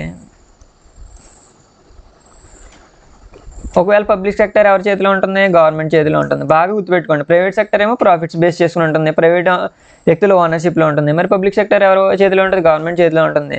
గవర్నమెంట్ ప్రాఫిట్స్ ఒకటే కాదు, పీపుల్కి హెల్ప్ చేయాలి, తక్కువ రేటుకి అందించాలి అనేది ఉంటుంది. అయితే పబ్లిక్ సెక్టర్లో ఏమేమి ఉంటాయి? పబ్లిక్ సెక్టర్కి మనీ ఎలా వస్తుంది? గవర్నమెంట్ దగ్గర నుంచి ట్యాక్సెస్ ద్వారా మనీ వస్తుంది. అయితే private sector will not provide at reasonable cost. ఇక్కడ కొన్ని there are several things need by society as whole which the private sector will not provide at reasonable cost. కొన్ని పనులు ఉంటాయి, మరి అన్నిటిని ప్రైవేట్ వాళ్ళకి అప్పచెప్పచ్చు అంటే కొన్ని అప్పచెప్పలేము, కొన్ని గవర్నమెంటే చేయాలి. ఫర్ ఎగ్జాంపుల్ చిన్నవి ఉన్నాయనుకోండి, వాటర్ సప్లై. వాటర్ ప్రైవేట్ వాళ్ళు కూడా ప్రొడ్యూస్ చేయొచ్చు, ప్రైవేట్ కంపెనీస్ కూడా వాటర్ సప్లై చేయొచ్చు. అలాగే చిన్న పనులు ఉన్నాయనుకోండి, అవి కూడా చిన్న companies private sector services product చేస్తూ ఉంటాయి. సపోజ్ ఎడ్యుకేషన్, ప్రైవేట్ స్కూల్స్ కూడా ఉంటాయి, ప్రైవేట్ కాలేజెస్ ఉంటాయి, ప్రైవేట్ ఇన్స్టిట్యూషన్స్ ఉంటాయి. మరి నేను ఇక్కడ కొన్ని ఎగ్జాంపుల్స్ చెప్తాను, అవి కూడా చూడండి, అవి ప్రైవేట్ చేయగలుగుతారా లేదా. సో అవేంటంటే ఇక్కడ డైరెక్ట్గా ఎగ్జాంపుల్స్ దగ్గరికి వచ్చేయండి. రోడ్స్ కన్స్ట్రక్ట్ చేయాలి, పెద్ద బ్రిడ్జెస్ వేయాలి, పెద్ద రైల్వేస్ కానీ, ఎలక్ట్రిసిటీ ప్రొడక్షన్ కానీ, ఇవన్నీ ప్రైవేట్ వ్యక్తులు చేయగలుగుతారా? ఇరిగేషన్ కానీ ఇవన్నీ చేయాలంటే ఈజీ అవుతుందా? లేదు. ఇలా ఎందుకు ఈజీ అవ్వదు? Collecting money from the thousands of people is not at all easy. అంత ఈజీ కాదు అంతమంది దగ్గర కలెక్ట్ చేయడం. కలెక్ట్ చేసినా ఒకవేళ వాళ్ళు ఏదోలా కలెక్ట్ చేస్తారు, ప్రైవేట్ వ్యక్తులు చేసినా వాళ్ళు ఏం చేస్తారంటే ఎక్కువ రేట్ని డిమాండ్ చేస్తారు. సో దానివల్ల ఎక్కువ అమౌంట్ స్పెండ్ చేయాల్సి ఉంటుంది. ప్రాఫిట్ బేస్ మీద కదా, క్వాలిటీ ఉండొచ్చు ఉండకపోవచ్చు. కాబట్టి అలాంటి పనులు గవర్నమెంటే చేయాల్సి ఉంటుంది. అండ్ నెక్స్ట్ కొన్ని యాక్టివిటీస్ ఉంటాయి, వాటిని గవర్నమెంట్ సపోర్ట్ చేయాలి. ఇప్పుడు దాకా గవర్నమెంట్ చేయాల్సిన కన్స్ట్రక్షన్స్ ఏంటనేది చూసాము, దానికి ఒకసారి ఎగ్జాంపుల్స్ చూడండి. రోడ్స్, బ్రిడ్జెస్, రైల్వేస్, హార్బర్స్ కానీ, ఎలక్ట్రిసిటీ ప్రొడక్షన్ కానీ, ఇరిగేషన్ త్రూ డ్యామ్స్, అంటే డ్యామ్స్ అవి కట్టడం కానీ. ఈ మధ్యన చూడండి గవర్నమెంట్ పోలవరం ప్రాజెక్ట్ అని ఇలాంటివన్నీ కడతా ఉన్నారు. ఎందుకు కడుతున్నారంటే దీనివల్ల మొత్తం అందరికీ యూజ్ అవుతుంది. అలాంటి ప్రైవేట్ సెక్టర్స్ చేయగలిగితే చేయలేవు. So the private sectors may not continue their production or business unless government encourages it. So government కూడా సపోర్ట్ చేయాలి, దేనికి? ప్రైవేట్ సెక్టర్ కూడా సపోర్ట్ చేయాల్సిన అవసరం ఉంది. So selling electricity at cost of generation. ఒకవేళ కరెంట్ ఉంటుంది, జనరల్గా ఏం జరుగుతుందంటే గవర్నమెంట్ ఈ కరెంట్ని ప్రొడ్యూస్ చేసేటప్పుడు గవర్నమెంట్కి ఎంత పడిందో అంతే ప్రొడ్యూస్ చేసిందనుకో, అదే రేటుకి ఇచ్చిందనుకో, ఎవరో కూడా కంపెనీలు, చిన్న కంపెనీలు చాలా నష్టపోతాయి, పెట్టుకోలేవు అంత కాస్ట్. అందుకే గవర్నమెంట్ ఏం చేస్తుందంటే సబ్సిడీ ఇస్తుంది, తక్కువ రేటుకి పడిన దానికంటే తక్కువ రేటుకి ఇస్తుంది. ఇప్పుడు మీరు చూసారు రైతులు వ్యవసాయం చేస్తున్నారు, కరెంటు ఫ్రీగా ఇస్తుంది వ్యవసాయానికి. సో అలా ఇవ్వకపోతే చాలామంది పంట పండించుకోవడానికి చాలా ఇబ్బంది పడతారు. సో అలా గవర్నమెంట్ సపోర్ట్ చేస్తుంది, సపోర్ట్ చేయాలనేసి ఇక్కడ మనకు చెప్తున్నాడు. ఆ తర్వాత government has to bear part of cost, అంటే దాంట్లో వాళ్ళకి పడిన కరెంటు డైరెక్ట్గా ఎంత రేటు పడిందో అంత కాకుండా రేటు తగ్గించి చిన్న కంపెనీలకు ఇచ్చారంటే వాళ్ళు బాగా ప్రొడక్ట్ చేయగలుగుతారు. వాళ్ళు ఎక్కువ వస్తువులు కనుక ప్రొడ్యూస్ చేశారనుకోండి, మనకి ఏమవుతుంది? రేటు తగ్గుతుంది, వస్తువులు పెరిగి కొద్దీ రేటు తగ్గుతుంది, బాగా గుర్తుపెట్టుకోండి. So fair price. ఒక్కోసారి ఏమవుతుందంటే government wheat and rice, government will purchase wheat and rice from farmers దగ్గర నుంచి కొనుక్కుంటుంది. ఎప్పుడైనా రేట్లు పడిపోయినప్పుడు కానీ, ఎవరో కొనలేనప్పుడు కానీ గవర్నమెంట్ కొంటుంది, దాన్నే ఫెయిర్ ప్రైస్ అంటారు. ఇలా కొనుగోలు చేసి ఏం చేస్తుందంటే గోడౌన్స్లో దాస్తుంది. ఫర్ సపోజ్ మీకు ఒకటి గుర్తుండే ఉంటుంది, కరోనా వచ్చినప్పుడు కొంత తక్కువ రేటుకి ఫ్రీగానే మనకి ఈ రైస్ అది ఇవ్వడం జరిగింది. ఎక్కడి నుంచి వచ్చినవన్నీ గోడౌన్లో స్టోర్ చేశారు. ఎప్పుడైనా కరువు అలాంటిది వచ్చినప్పుడు మనకి ఇవన్నీ యూజ్ అవుతాయి. Support both the farmers and consumers. Government కన్జ్యూమర్స్కి సపోర్ట్ చేస్తుంది, ఫార్మర్స్ కూడా సపోర్ట్ చేస్తుంది. అలాగే చేయాలి, అదే మీరు ఈ పాయింట్లో రాయాలి. అండ్ తర్వాత నెక్స్ట్ చూడండి, large number of activities which are the primary responsibility of the government. ఇంకా చాలా రెస్పాన్సిబిలిటీస్ ఉన్నాయి. ఏమున్నాయి? హెల్త్ని చూసుకోవాలి, ఎడ్యుకేషనల్ ఫెసిలిటీస్ కల్పించాలి. ఇవన్నీ ఏ సెక్టర్లోకి వస్తాయి ఒకసారి గుర్తు చేసుకోండి, సర్వీస్ సెక్టర్లోకి వస్తాయి. కాబట్టి ఇండియాలో ఇంకా ప్రాబ్లం ఏంటంటే ఇల్లిటరేట్ పీపుల్ చాలామంది ఉంటారు. One of the largest in the world, అంటే ప్రపంచంలో చదువుకోలేని వాళ్ళు ఎక్కువ ఉన్న వాళ్ళు మన దేశం కూడా ఒకటి. కాబట్టి ఇంకేం ప్రాబ్లమ్స్ ఉన్నాయో చూద్దాం. Nearly half of the children are malnutrition. Malnutrition అంటే ఎన్ఎస్లో నేర్చుకుంటారు, వాట్ ఈజ్ మాల్ న్యూట్రిషన్. తర్వాత క్వాషియార్కస్, మొరాస్కస్ ఇవన్నీ చూస్తూ ఉంటారు. అయితే ఇక్కడ చూడండి, మాల్ న్యూట్రిషన్ అంటే సరైన ఫుడ్ లేని వాళ్ళు. ఇంతకుముందు ఎడ్యుకేషన్ లేని దాని గురించి చూసాం. మాల్ న్యూట్రిషన్ అంటే వీళ్ళందరికీ గవర్నమెంట్ ఏం ఫెసిలిటేట్ చేయాలి? న్యూట్రిషన్ అంటే సరైన తిండిని కానీ సరైన ఎడ్యుకేషన్ కానీ గవర్నమెంట్ ఇచ్చుకోవాలి. And mortality rate, what is mortality rate అని అడుగుతాడు. 1000 మంది పుడితే దాంట్లో ఎంతమంది చనిపోతే దాన్ని మార్టాలిటీ రేట్ అంటారు. కానీ ఇక్కడ చూడండి, ఒడిశాలో కానీ మధ్యప్రదేశ్లో కానీ 1000కి 40 మంది చనిపోతున్నారు, మధ్యప్రదేశ్లో 48 మంది చనిపోతున్నారు. కాంపిటేటివ్ వాళ్ళు గుర్తుపెట్టుకోవాలి బిట్.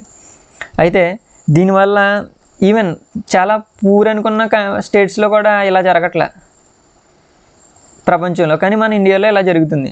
సో దీని మీద కూడా గవర్నమెంట్ శ్రద్ధ చేయాలి. అండ్ తర్వాత ఇంకేం ప్రొవైడ్ చేయాలి? Safe water. ఇదంతా దేని గురించి? గవర్నమెంట్ కంట్రోల్లో ఉంది. పబ్లిక్ సెక్టార్ కదా, పబ్లిక్ సెక్టార్ ప్రాతిపదికన గవర్నమెంట్ డ్రింకింగ్ వాటర్, చాలా చోట్ల గవర్నమెంట్ డ్రింకింగ్ వాటర్ ప్రొడ్యూస్ చేస్తుంది. దాంతోపాటు న్యూట్రిషన్, మీకు మిడ్ డే మీల్ అది పడుతున్నారు కదా గవర్నమెంట్ స్కూల్లోకి వెళ్ళే వాళ్ళు, అదంతా దీంట్లో పాటు. Duty of government to take care of the poorest and most ignored reasons of the country through increasing spending. So ఎలాంటి అసలు ఎవరు పట్టించుకోలేని ప్లేసెస్ ఉంటాయి, వాళ్ళని కూడా గవర్నమెంట్ సపోర్ట్ చేయాలని చెప్తుంది. సో ఇదంతా కూడా దేని గురించి చదువుకున్నామంటే మనం organised sector, public and private sectors. దీని గురించి క్లియర్గా మనం స్టార్టింగ్లో ఎవరు ఓనర్షిప్లో ఉంది? పబ్లిక్ గవర్నమెంట్ ఓనర్లో ఉంది,